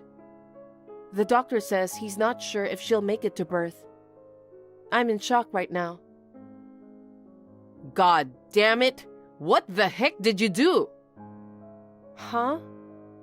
It's your fault that there's a problem with the baby. My fault?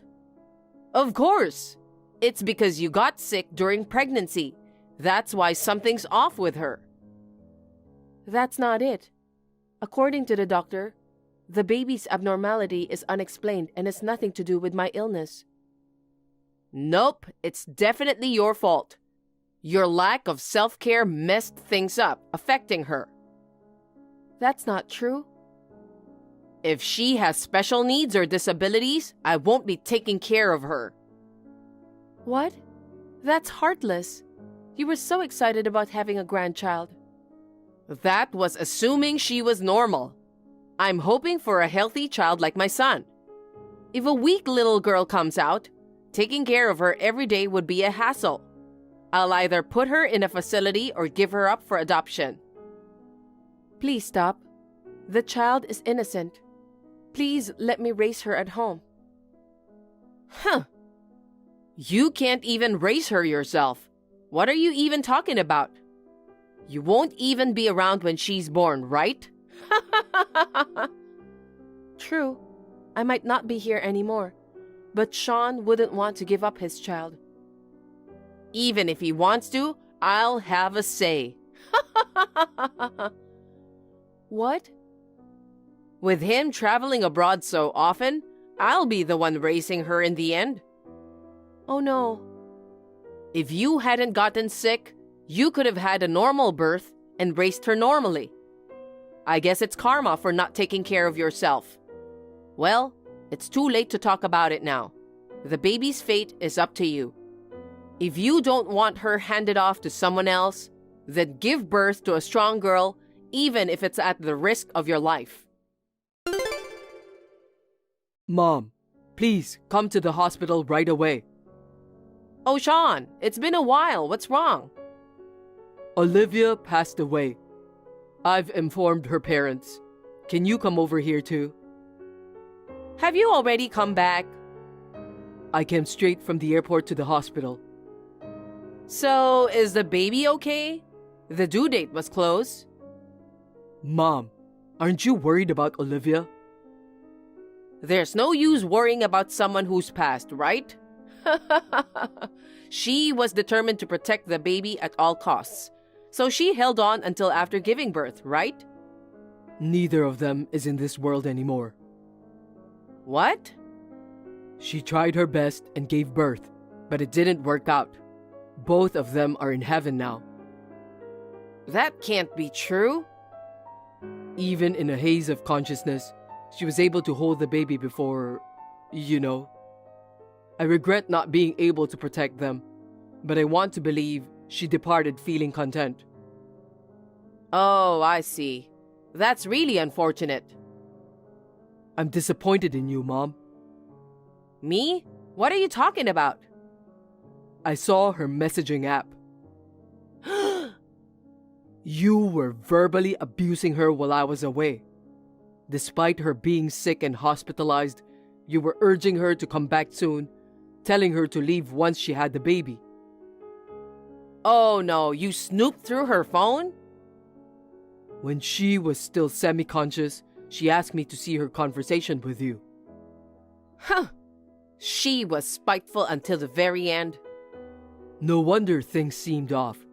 When she found out about her illness, the doctor said she had a high chance of recovery if she started treatment immediately. But she adamantly refused that. No matter how many times I begged her to start treatment, she didn't listen. You pressured her not to, didn't you? And lying about me prioritizing the baby? But you know, there was no other choice. If I were told to choose between a daughter-in-law and a grandchild, it's obvious the grandchild is more important. After all, a daughter-in-law is just someone unrelated. Even you, I'm sure you want your own flesh and blood to be the priority, right? That's why I conveyed your true feelings to her. I took the blame on your behalf. You should be grateful to me, if anything. You're messed up. Of course, the best thing was for both of them to be safe. But I could never have abandoned Olivia, who was my love, for an unborn child. Even if you say that now, we can't bring her back to life and treat her. Can't you just let it go? Besides, it seems there were abnormalities with the baby. Even if she was born, she probably wouldn't have had a long life. Wasn't it better for Olivia to go with her baby to heaven? I bet she won't be lonely there. Oh my God. Well, it's too late to regret what's done. You should find a new wife and have a baby again. Mom, are you seriously saying that? Of course I am. You're still young, you know. There are plenty of potential partners for you. I hope the new wife will finally give birth to a boy as the son and heir. To be honest, I was disappointed to know that Olivia's baby was a girl. What the heck? Anyway, make sure you find a wife who's physically strong next time. I don't want another daughter-in-law who gets sick during pregnancy and causes trouble. Unbelievable. Mom, come to the hospital right now and apologize to Olivia. What? You better beg for forgiveness for all the mistreatment you've done to her. Geez, what are you saying? She's no longer in this world. What's the point of begging a ghost? You're the worst human. Don't you have any awareness of how you made her suffer? Well, I do feel bad for being a little harsh, but I did it on purpose to make her understand the responsibilities of a daughter-in-law. I intentionally pushed her away. Pushed her away? Exactly. She neglected housework and went to the hospital, and then she had the nerve to say she wasn't coming back for a while, you know? I just warned her lightly so she wouldn't take advantage of the situation and get spoiled. She was unwell to the point that she had to be hospitalized. How could you treat her like that? Hey, don't get so mad. Deep down, you're secretly relieved to be free from a frail wife, right? I'm cutting ties with you, Mom. Are you kidding me? What's gotten into you all of a sudden? I'm moving out of the house right away. No, you can't leave. Arthur isn't here anymore. If you leave, I'll be all alone. Be alone and reflect on yourself. No way. I'm not working, you know. I can't get by on just the savings. Then get a job. I don't want to start working at this age. I've only been a homemaker for years. No one will hire me. You should find a way on your own. Oh, come on. Are you really going to leave your own mother? I don't consider you my mother anymore. I'll never forgive someone who hurt the love of my life. There's no way I can keep living with you. I don't even want to see you again. But it's a hassle to move out so suddenly. I'll apologize for what I did to Olivia. So please, reconsider cutting ties. Luckily, I don't have much stuff, so I can move out easily. I don't plan to ever return home. It's goodbye to you, Mom. Whatever, I get it. Then, before you go, can I have my share of the inheritance? Inheritance? You know, Olivia had quite a bit of savings, right? Since I'm her mother-in-law, naturally, I have the right to a portion of the inheritance, don't I? I'm the beneficiary. Then at least give me half. Nope. I won't give you a single penny.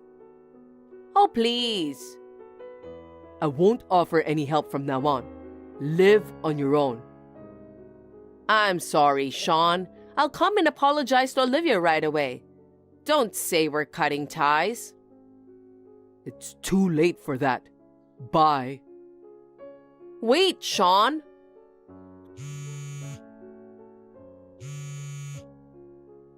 I'm begging you, Sean. I can't live alone. Since my mom's been left alone, she started working part-time to make a living. But she's not good at it and keeps getting scolded by her boss, leaving her exhausted every day. Her home is deteriorating, and lately, I get messages asking for help like, "Can you do something about the leaking roof?" I'm ignoring all of them. She's never been good at cleaning, so the house is like a dump now. On top of that, it's leaking, and living alone in such a rundown place must be tough. But it's the consequences of her actions. After I moved out, I rented an apartment, starting my new life on my own. Devastated by losing my family, I haven't been able to recover from it yet. But thinking that Olivia and our daughter are watching over me from heaven, I can't keep moping around forever. Even though she isn't here anymore, the happy memories will always stay with me. From now on, I want to live my life to the fullest for both of them. You know what? What's with the letter? I woke up this morning and you are gone. I don't even know what that letter means. Oh, you finally woke up? Good morning. Just because it's your day off doesn't mean you should sleep in too late. Shut up. Answer my question. Did you read my letter? I did. Everything I have to say is in the letter. I read it and I don't understand what it means. That's why I'm asking you. What do you mean 6 months to live? Yeah, I get it. You're cheating on me. What did you say? Why would I do that? You wanted an excuse to break up with me, so you started talking about life expectancy, didn't you? You left me this stupid letter, and now you're at your lover's house. No, I'm at the hospital. I was too shocked yesterday to talk to the doctors. So today, I had Mom come with me and listen to what they had to say. Isn't that what it says in the letter? No, that's a lie. If that's the case, why didn't you ask me to go with you to something so important? Casey, you're busy with work, aren't you? Even yesterday, you came home after I went to bed. Besides, I've been telling you that I haven't been feeling well for the past 2 months. But you didn't listen to me at all, saying that you are too busy to go to the hospital. Huh? It's my fault? You think it's okay for you to cheat on your husband while he's busy working? I told you it wasn't cheating. Why are you so suspicious? I'm a mess too. I was told I had 6 months to live. I wanted to tell you in person if I could, but I knew you'd be too busy with work. I thought I'd at least tell you in a letter. I was so scared while I was writing it that my hands were shaking. You're right, talk about bad penmanship. You really want to cheat on me with such a lame trick? You're such a blatant liar, telling me you have 6 months to live. You've been thinking hard for a girl like you, but it won't work on me. Why don't you believe me? You're terrible! Now you're gonna cry me to death. Maybe that's how you got the guy you're having an affair with. I don't want you to think I'm stupid. Then come to the hospital today. The doctor said I should have my husband come with me. Even if you don't believe my explanation, you can believe his, right? Do you think I'm falling for that? I wouldn't believe a word a cheating woman says. Then, what am I supposed to do? I'm so scared, and my husband doesn't trust me. I'm going crazy with anxiety. You're already crazy. Your husband is working overtime every day, and you're cheating on him. And you use that as an excuse to cheat on him. I told you it's not like that. If that's what you want to do, I don't care. I'll get another woman too. What? I'm divorcing you. Don't come home again. Wait a minute. My poor sister got kicked out of her house by her husband. I heard you ran away to her parents' house because you had nowhere to go. Poor you, you have only 6 months to live. How are you feeling now? Amy? I thought I blocked you. I made a sub-account. I wanted to interview a woman whose husband left her. You're as insidious as ever. I mean, how do you know my husband and I are divorced? I didn't tell anyone but my parents and my husband about my life expectancy. Yeah, you're so inconsiderate, aren't you? That's why Casey left you. No way. Don't tell me. Casey is sleeping next to me right now. You're kidding me, right? He said he's divorcing and getting a new woman. I never thought he'd go out with you of all people. What new woman? I've been dating Casey for 6 months now. Huh? 6 months ago? That's before we got divorced. That's right. He told you he was busy with work, right? He was coming home in the morning, wasn't he? That wasn't work. He was meeting me. Oh my God. After all that talk about me cheating, he was the one cheating on me. I told him that if it bothered him so much, we could talk about it through a lawyer. He suddenly softened and said he would spare me compensation and ask me to divorce him quickly. That's because he had something to be guilty of. Don't tell me you didn't know this until now. He dumped you because you're that stupid. I didn't want to spend money in court because of the cost of treatment. I made a mistake going along with the divorce so easily. Treatment? What are you gonna do when you only have 6 months to live? Why don't you stop wasting money on useless thing and give it to me and Casey for a celebration? Excuse me?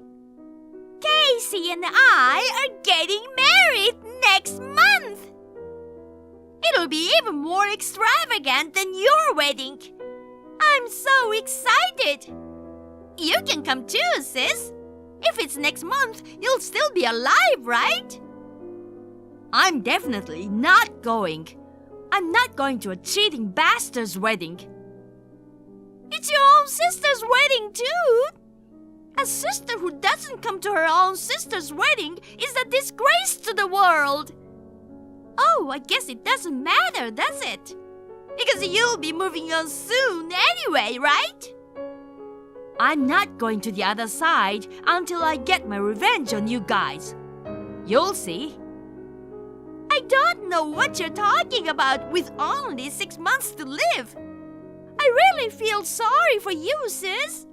Her own sister took her husband and left her with only 6 months to live. You're going to die lonely, aren't you? I wouldn't want to end up like that. I've never ended up like that. Don't be so stubborn. You've always been like that. Always losing to your sister who is prettier and better than you. The whole family is fed up with you, Amy. We kicked you out of the house and disowned you. But then you came in and stole my husband away from me. Don't complain if I get back at you. Yeah. Howl of a loser. Your life is so miserable, isn't it? Casey, did you know Amy is my sister? Who's Amy? I'm busy with work. So, it's your job to sleep with Amy. Huh? You don't have to pretend anymore. Amy told me everything. She said you two have been having an affair for the past 6 months. All those times you said you'd be working late, that was just an excuse to see that woman. When we got divorced, you accused me of cheating, but you are the one who really cheated on me.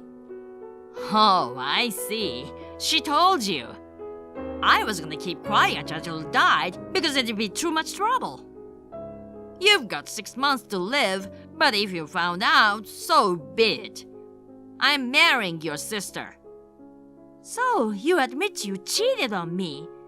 That's right. I was surprised when I found out she's your sister. Because she's nothing like you. Unlike you, who works hard and looks like a man, she's like a fragile girl, a family-oriented girl, and I want to protect her. If I'm gonna have a wife, it has to be this kind of girl. Is that why you cheated on me? We talked about it and decided that we would both work after marriage. What kind of reason is that? Wanting a pretty girl instead of an ugly one as a wife, it's a natural feeling for a man, isn't it? That doesn't mean it's okay to cheat on your wife. If you wanted to break up with me, You should have talked to me about it before you started dating Amy. You've been cheating on me for 6 months, and then you accuse me of cheating on you. You didn't have to go to all the trouble to divorce me, especially when I was worried about dying. Well, you whining about me leaving you was a real masterpiece. Amy and I laughed our asses off. That's how you two always made fun of me. What then? I'm telling you, our divorce is already final, you know. Even you agreed to a quick separation without compensation, right? You can get compensation even after the divorce if you find out there was infidelity. Just because we separated without me asking for compensation doesn't mean I agreed to anything. What would happen if you got compensation anyway? You've got 6 months to live, so what's the point of getting the money? I mean, you're going to die during the court proceedings. As I told Amy, I'm not going to die until I get my revenge on you guys. Well, good luck with that. If you're so inclined, maybe I'll file for compensation too. Huh? Don't tell me you're going to charge me for cheating on you. No, I'm not. I'm filing it because I've suffered emotionally because you married me while hiding your true nature. My true nature? What are you talking about? I heard you and your parents got together and kicked Amy out of your parents' house. You made all these crazy accusations, and you were jealous of little Amy, weren't you? She was penniless and lived in a park for a while with nothing but the clothes on her back. Poor Amy. I'm really suffering emotionally from the fact that I married you, not knowing you are such a lousy woman. That's why I'm filing for alimony. Are you stupid? Amy told you that story, didn't she? She told you that she lived in a park. She made it up. She was actually moving from one boyfriend to another. She even said that why she was disowned. Shut up!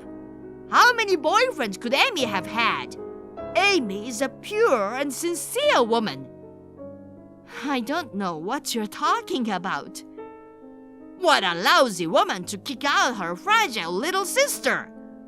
You got sick and that's your punishment. How do you like that? Oh yeah, that's enough. Like I said, I'm going to take measures to file for compensation. If you want to hire a lawyer too, you're on your own. I don't know if you have anyone to defend you. Go ahead and howl at your own peril. You've got 6 months to live. You'll die before you can do anything. That's something you'll have to wait for in 6 months. I'll make you regret it, I promise. Hey, May, I can't pay the compensation anymore. What are you talking about? You better pay me by the due date, or I'll deduct it from your salary. You've got to be kidding me.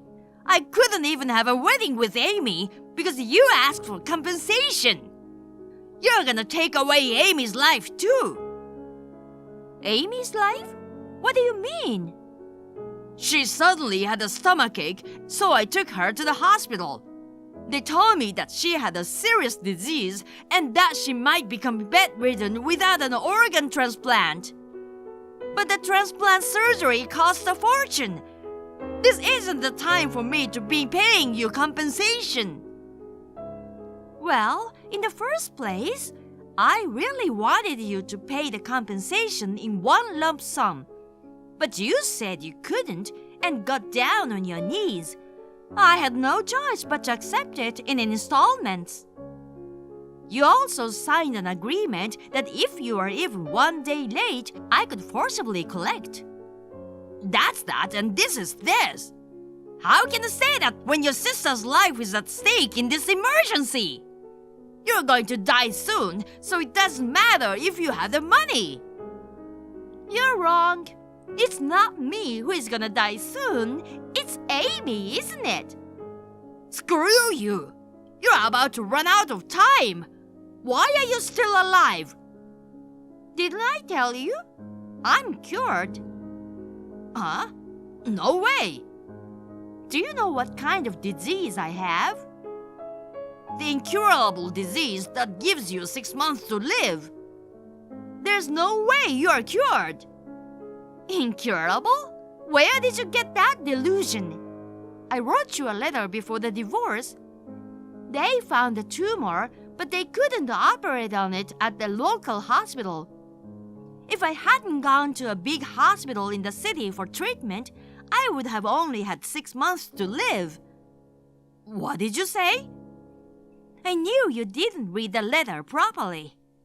After that, I got a referral to a doctor at a big hospital, had a surgery, and recuperated well. I've been back to work since last month. I'm planning to live until I'm at least 80 years old, right? What? So you really are cured? Too bad I didn't die. I told you I wouldn't die until I got my revenge on you and my sister. Then you don't need the money, do you? Huh? If you're working, you're not hurting for money. Don't you have the heart to let your sister off the hook for compensation? Whose sister? Amy! She's in real trouble if she doesn't have a transplant surgery. You should atone for the crime of kicking Amy out of the house all those years ago. Shouldn't you do everything you can for her? She's not my sister. I mean, I'm glad we kicked her out of the house. The seeds of that woman's disease have been there since then, haven't they? If we hadn't disowned her, it would have been me and my parents who would have been in trouble. What are things to say? About Amy, who is suffering from an unexplained illness. Unexplained? Don't make me laugh. What's funny? Did Amy say the cause is unknown? And you believe her? You're so stupid. Then, you know what Amy's disease is? I'm just gonna take a wild guess, but I think I'm 90% right. The cause of her disease is she has too many relationships with men. Huh? You are insulting Amy again. It's not an insult, it's a fact. Amy's not like that. She's single-minded about me and said she's never had a relationship with anyone before meeting me. She said it was because her sister and parents were jealous of her being the only pretty one in the family and held her back. She's never had relationships with anyone else. Completely opposite. She's had relationships with everybody else. Huh? I told you that even after she was disowned by us, she went from one man's house to another. It was common for her to have 3 or more relationships, and her boyfriends once met in front of my parents' house and caused a commotion. My mother and I tried to stop her, but then she started screaming like, "Those ugly women are jealous of me," and we couldn't do anything about it. We became famous in our hometown for having a bad daughter, so we decided to disown her. That's why she's sick, isn't it? No way! That's not true! You're just jealous of Amy, aren't you? If you think so, why don't you ask Amy to her face? I don't think she'll answer honestly. That's not true! You're a liar! If you believe Amy, I won't stop you. Of course, I won't stop asking you for compensation either. You can go to hell together as Amy's 100th man. I mean, I think she's cheating on you now, right? Even if you can't pay the medical bills, maybe another guy will take care of it. And then maybe you'll get dumped. How is that possible? Amy is single-minded about me. There can't be any other guy. I have to save her.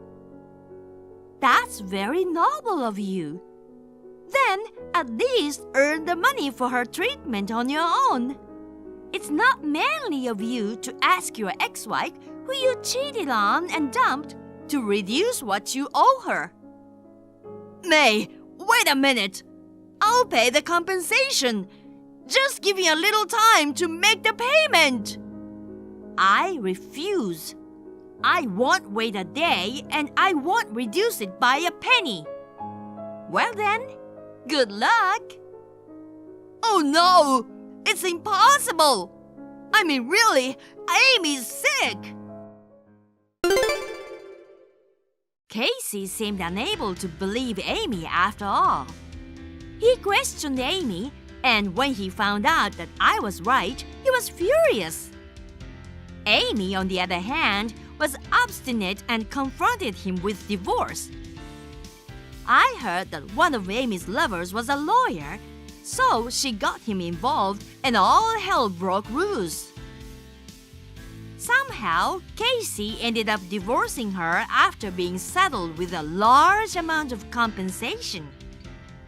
Moreover, it seems that his company found out about it and he resigned because it became difficult for him to stay there. He was also behind on payments to me, so I tried to forcibly collect from him. I was surprised to find out that he was already unemployed.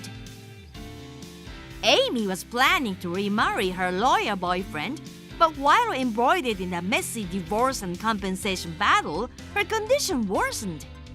Her cute face turned ugly and skinny, and her personality turned wild. Her lawyer boyfriend left her, and she was left alone, waiting for her time to come or something like that. When I told my parents about this, they both said she deserved it. Now that my illness is completely cured, I am determined to work hard and put my health first while supporting my parents. Mia, you got a minute? Yeah, do you need something? You were walking around with a guy earlier, weren't you? What? I know that. Know what? That you were walking around chatting with a random guy. What are you talking about? Oh, you mean Mr. Underwood? Who the hell is that? Is that the guy you're having an affair with? What are you talking about? I'd never do something like that. I'm already busy, as you know. Then who's that guy? He's taking advantage of me being out of town. You're taking him home, aren't you? What? That's actually crazy. Then why were you walking around with that guy with a smile on your face? Because I have to entertain him. Cut the crap. You're really sneaking around cheating on me with this chump of a coworker, aren't you? Why are you so convinced I'm cheating on you? Mr. Underwood may be young, but he's our client's boss. He's not a coworker. I need to show him some hospitality. It's literally part of my job. Nice excuse. I mean, how did you even know I was with Mr. Underwood? I got a picture. From who? Does it matter? Yeah. It's making me feel really creeped out. Am I being followed by someone? I thought maybe you were cheating on me. I asked someone to do it. Huh? Why would you do that? How would I cheat on you? You don't believe me? Not really. I've been worried about you, you know. I've been traveling a lot these days. What if you cheated on me while I was away? You don't know how it feels to be a man, do you? Of course I don't. I'm perfectly fine, so don't worry, okay? Can I really trust you? Of course. If you still don't believe me, my boss can vouch for me. Do you want him to give you a call? Nah. If you say so, then I believe you. I must have been wrong. Wasn't that obvious? So, are you going to be home from your business trip anytime soon? I don't know yet. I'll let you know how things go tomorrow. Okay. I got another picture sent to me. What is it this time? A picture of you having dinner with a guy. This stuff only happens during my business trips. What's the meaning of this? What pictures? I'm sending it to you now. This was the day before yesterday. Why are you having dinner with a guy? I'm not the only one who had dinner with him. Once in a while, everyone in accounting has lunch together. There were about 7 of us, men and women combined. Somehow, we're the only ones in the photo. Then who's this guy? My boss. Your boss? That's right. If you don't believe me, I've got plenty of witnesses. No, it's fine. I'm glad I know the truth. Do you really think I'm cheating on you again? Joseph, do you really find me that hard to believe? Well, who wouldn't think so if I saw a picture like this? Stop it. I would never cheat on you, especially publicly, and during work, no less. You don't know that. Anything can happen in a relationship, right? Joseph, aren't you being a little paranoid? What's that supposed to mean? Anyway, who the hell is taking these pictures? I can't tell you that. Why not? Because if I told you, I wouldn't be able to ask him to help me whenever I think you're cheating on me. I'm telling you, I'm not. All I do is work, shop, and come home. I cook dinner, I clean up, and I do the rest of the chores. I do that every day, you know. I've got no time for an affair. I'm away on a business trip. I don't know what you're really doing. What do you mean? What if you're having an affair while I'm gone? Are you still saying that? Whatever. That's enough. I'm sick of being stalked like this just on a whim of yours. If you ever do this again, I'll file a police report. I'm serious. I'll go to the police, okay? Okay. I believe you, Mia. I haven't even done anything to arouse your suspicion. I'm sorry. I just really love you, you know. If you love me so much, you have to fully trust me. You see, the way you're doubting me this much, it's making me sad. I'm sorry. Mia, are you at work? Joseph? Yeah, but I'm fine. I can at least text you though. What's wrong? You're on a business trip, right? I was, but the mother of a close colleague of mine passed away. I had to come back on short notice. Oh my, that's terrible. So you're coming home today? Well, I have to go to her funeral. Afterwards, I have to leave again as soon as possible. I see. Sorry.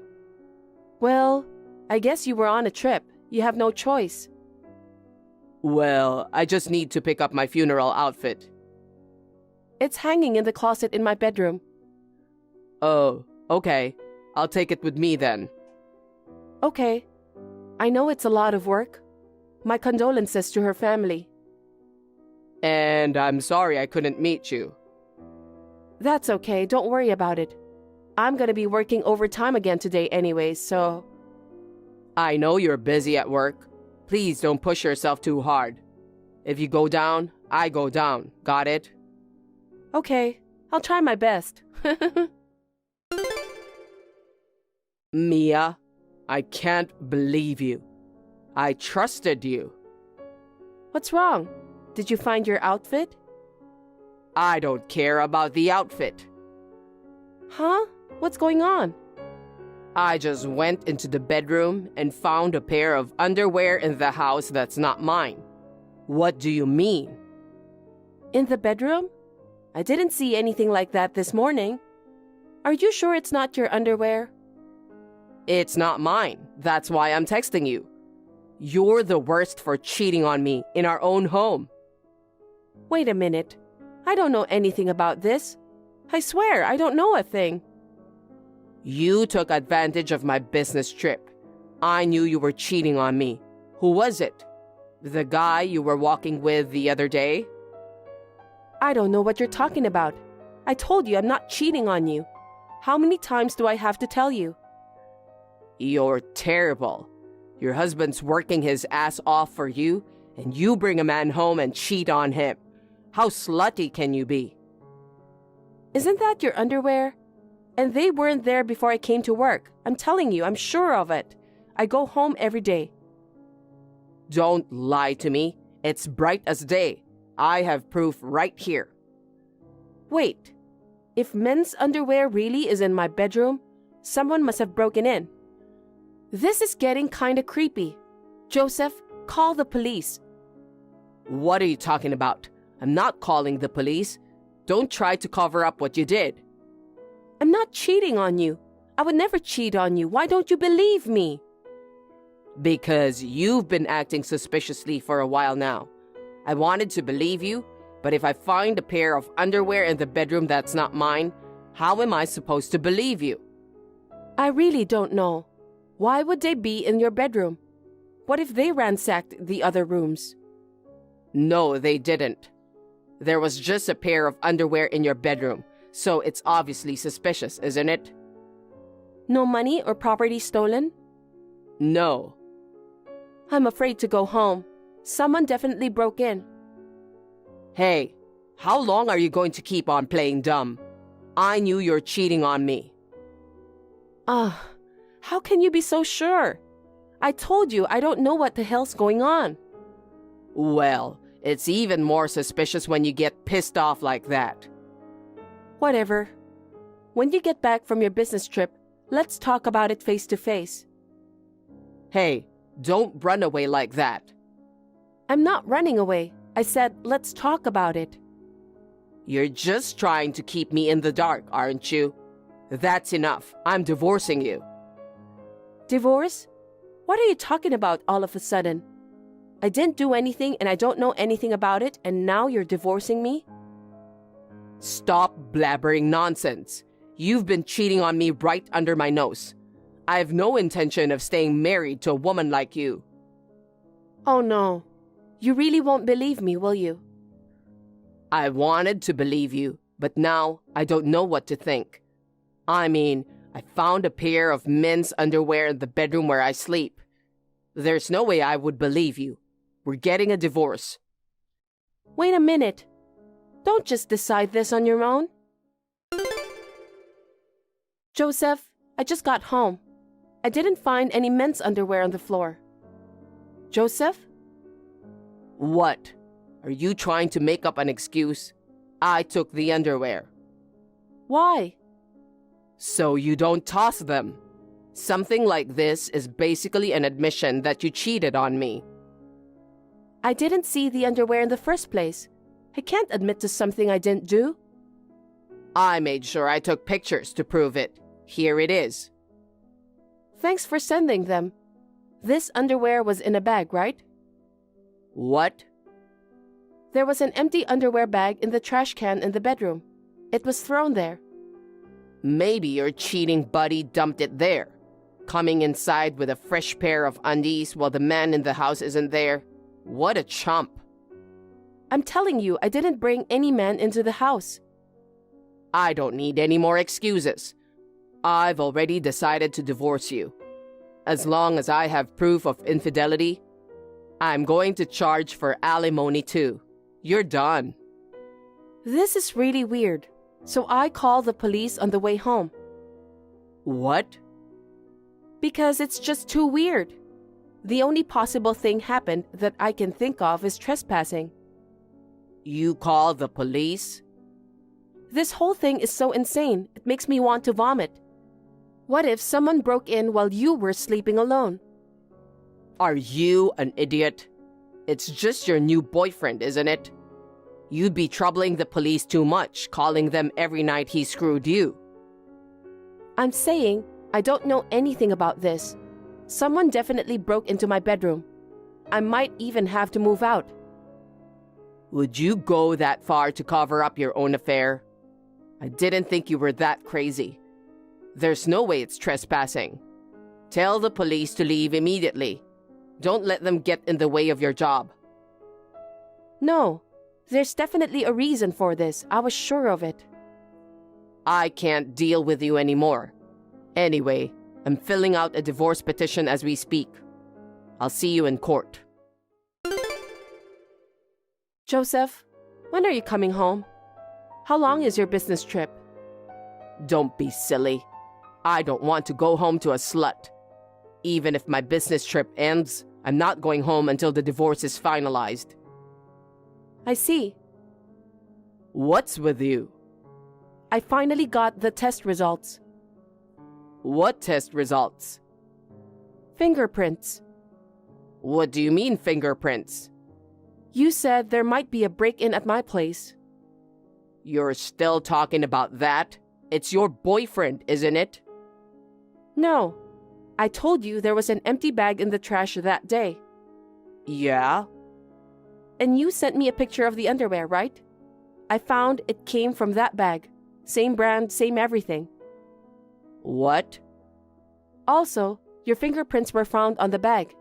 Can you explain that to me? What? I don't know anything about the bag. I definitely don't remember touching it. Oh, and that strange feeling, like I'm being followed? Yeah, the one that started around the time you started talking about how I was cheating on you. Huh? I realized there's always this one woman hanging around, no matter where I go. I bet she's the one taking my picture, right? I don't know who that woman is. You're just imagining things, aren't you? I was really uncomfortable. I mean, I was scared. This one woman who was always following me around. So I took the plunge and hired a private investigator to look into it. A private investigator? You did that? Because it's crazy, right? I mean, strangers are literally taking pictures of me. And you say there was a pair of underwear in my bedroom? You suspect me of cheating on you, which I have zero memory of. And then? What do you expect? It's a private investigator. He got all the evidence he needed. Proof of what? That it wasn't me who was cheating, but you. What the hell do you mean? You lied about the business trip, didn't you? I wasn't lying. I was working hard. I even called your company to ask about it. Why would you do that? You've hardly had any business trips before.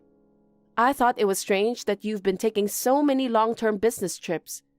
Then, they told me you never went on any business trips in the first place. You were at your real girlfriend's house anyway, weren't you? That's not true. I don't know who told you that, but it's gotta be a mistake. You pretended you were on a business trip. You used her to take pictures of me with a man. You were the one making up this affair, weren't you?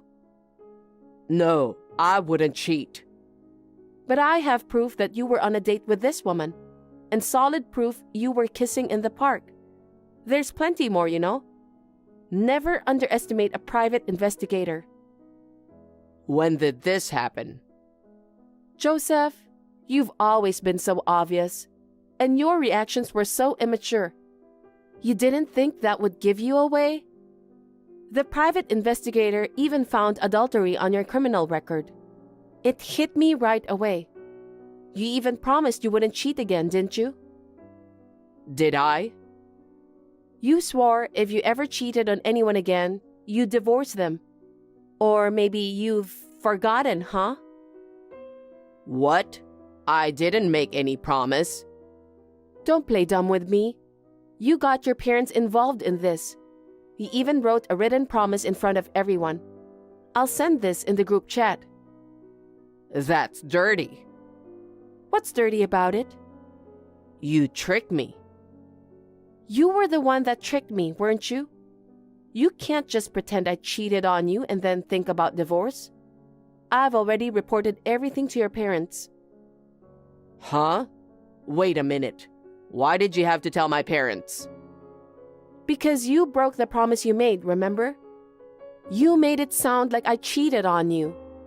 You were going to divorce me and rob me dry, weren't you? I can't believe it. I told your parents all about that too. Come on. If I did that, my parents would be pissed at me. Duh. I've already told them you want a divorce. What? You promised them that if you ever cheated again, you'd divorce. Your parents are taking good care of the divorce papers. So head on over to your parents' house to fetch them. What the hell do you think you're doing? Speaking of your parents, they promised me that they'll make sure you'll be the one paying the alimony. They apologized to me over and over again, saying how sorry they were for making me feel like this. I'm really sorry it has to be this way too. All because of their stupid son. You're such a selfish bastard. I'm not going for the divorce papers. I don't have to file for a divorce. I'll just live at her place. Oh, you shouldn't have said that. Huh? She's a part-timer at your company, isn't she? I know everything about her, you know. Should I deliver the divorce papers to her house instead? You're disgusting. Which one of us is disgusting, really? I'll never forgive you for making up an affair that never really happened. Or if you want, I can leave the divorce papers at your office. Stop. Don't do that. Don't do that. Or perhaps, should I ask your parents to deliver it to the company? Don't do anything hasty. If you do that, you won't get away with it. Then go to your parents' house and apologize. They're gonna give you a hell of a time, though. Oh no. How am I supposed to face my parents? I don't know anything about that. But your mommy and daddy are both very angry, you know. They said that after they watched you fill out the divorce papers, they'd still cut ties with you.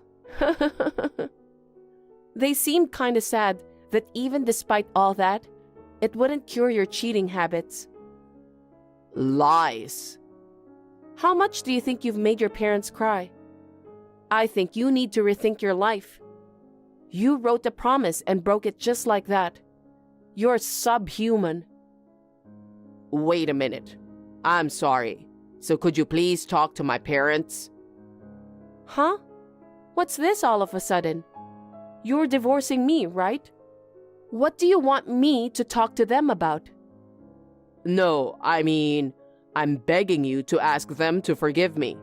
Or approve of my relationship with my new girlfriend. Or please don't break up the relationship between father and son. Couldn't you at least do that for me? I can't believe it. What the hell are you talking about? No wonder your parents had a hard time. Anyway, you need to go get your divorce papers and file them with the authorities right away. Maybe your parents might help you. Hey, come on. You've got to be kidding me. I'm too scared to go to my parents' house. You did this to yourself. You're responsible for your own actions. But remember, I will never help you, not even once. Don't say that. We're married, aren't we? Don't be silly. You're the one who broke up our marriage. I didn't. That's it, Joseph. I can't trust you anymore. I'm not going to share my life with someone I can't trust. Mia, forgive me, please. I'll leave her and I'll change, I promise. I'm sick of hearing that crap too. Sick. Anyways, go. Get the divorce papers. Mia. Oh, and also, if you don't, I'm going to take both of you to court and I'm winning. Just so you know. Huh? Are you trying to humiliate me? Anyway, I can't pay up anything like that. What a shame. Even though you're cheating on me. As for the alimony, your parents had something to say. I'm really sorry for all the trouble my son has cost you, Mia.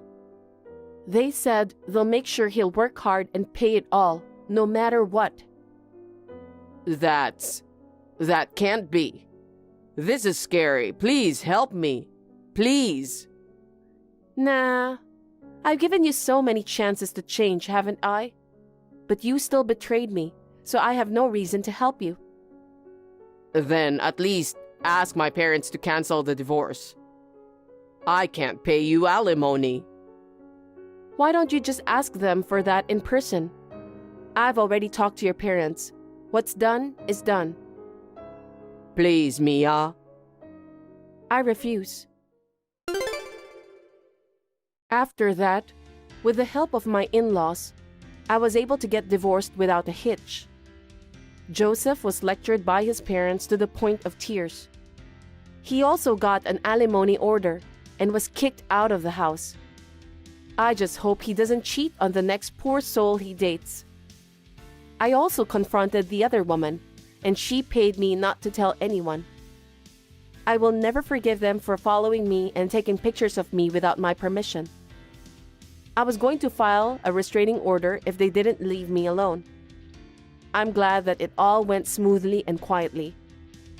When the company found out about her affair with Joseph, she quit her job and ended the relationship. Basically, Joseph got dumped. He remained alone at the company, continued to work to repay his parents who paid for him. It seems like he's working just to lessen that debt just a little bit each day. Well, I have nothing to say as long as the alimony is paid. I'm back to being single, and every day I put all my energy into my work. Thank you for watching.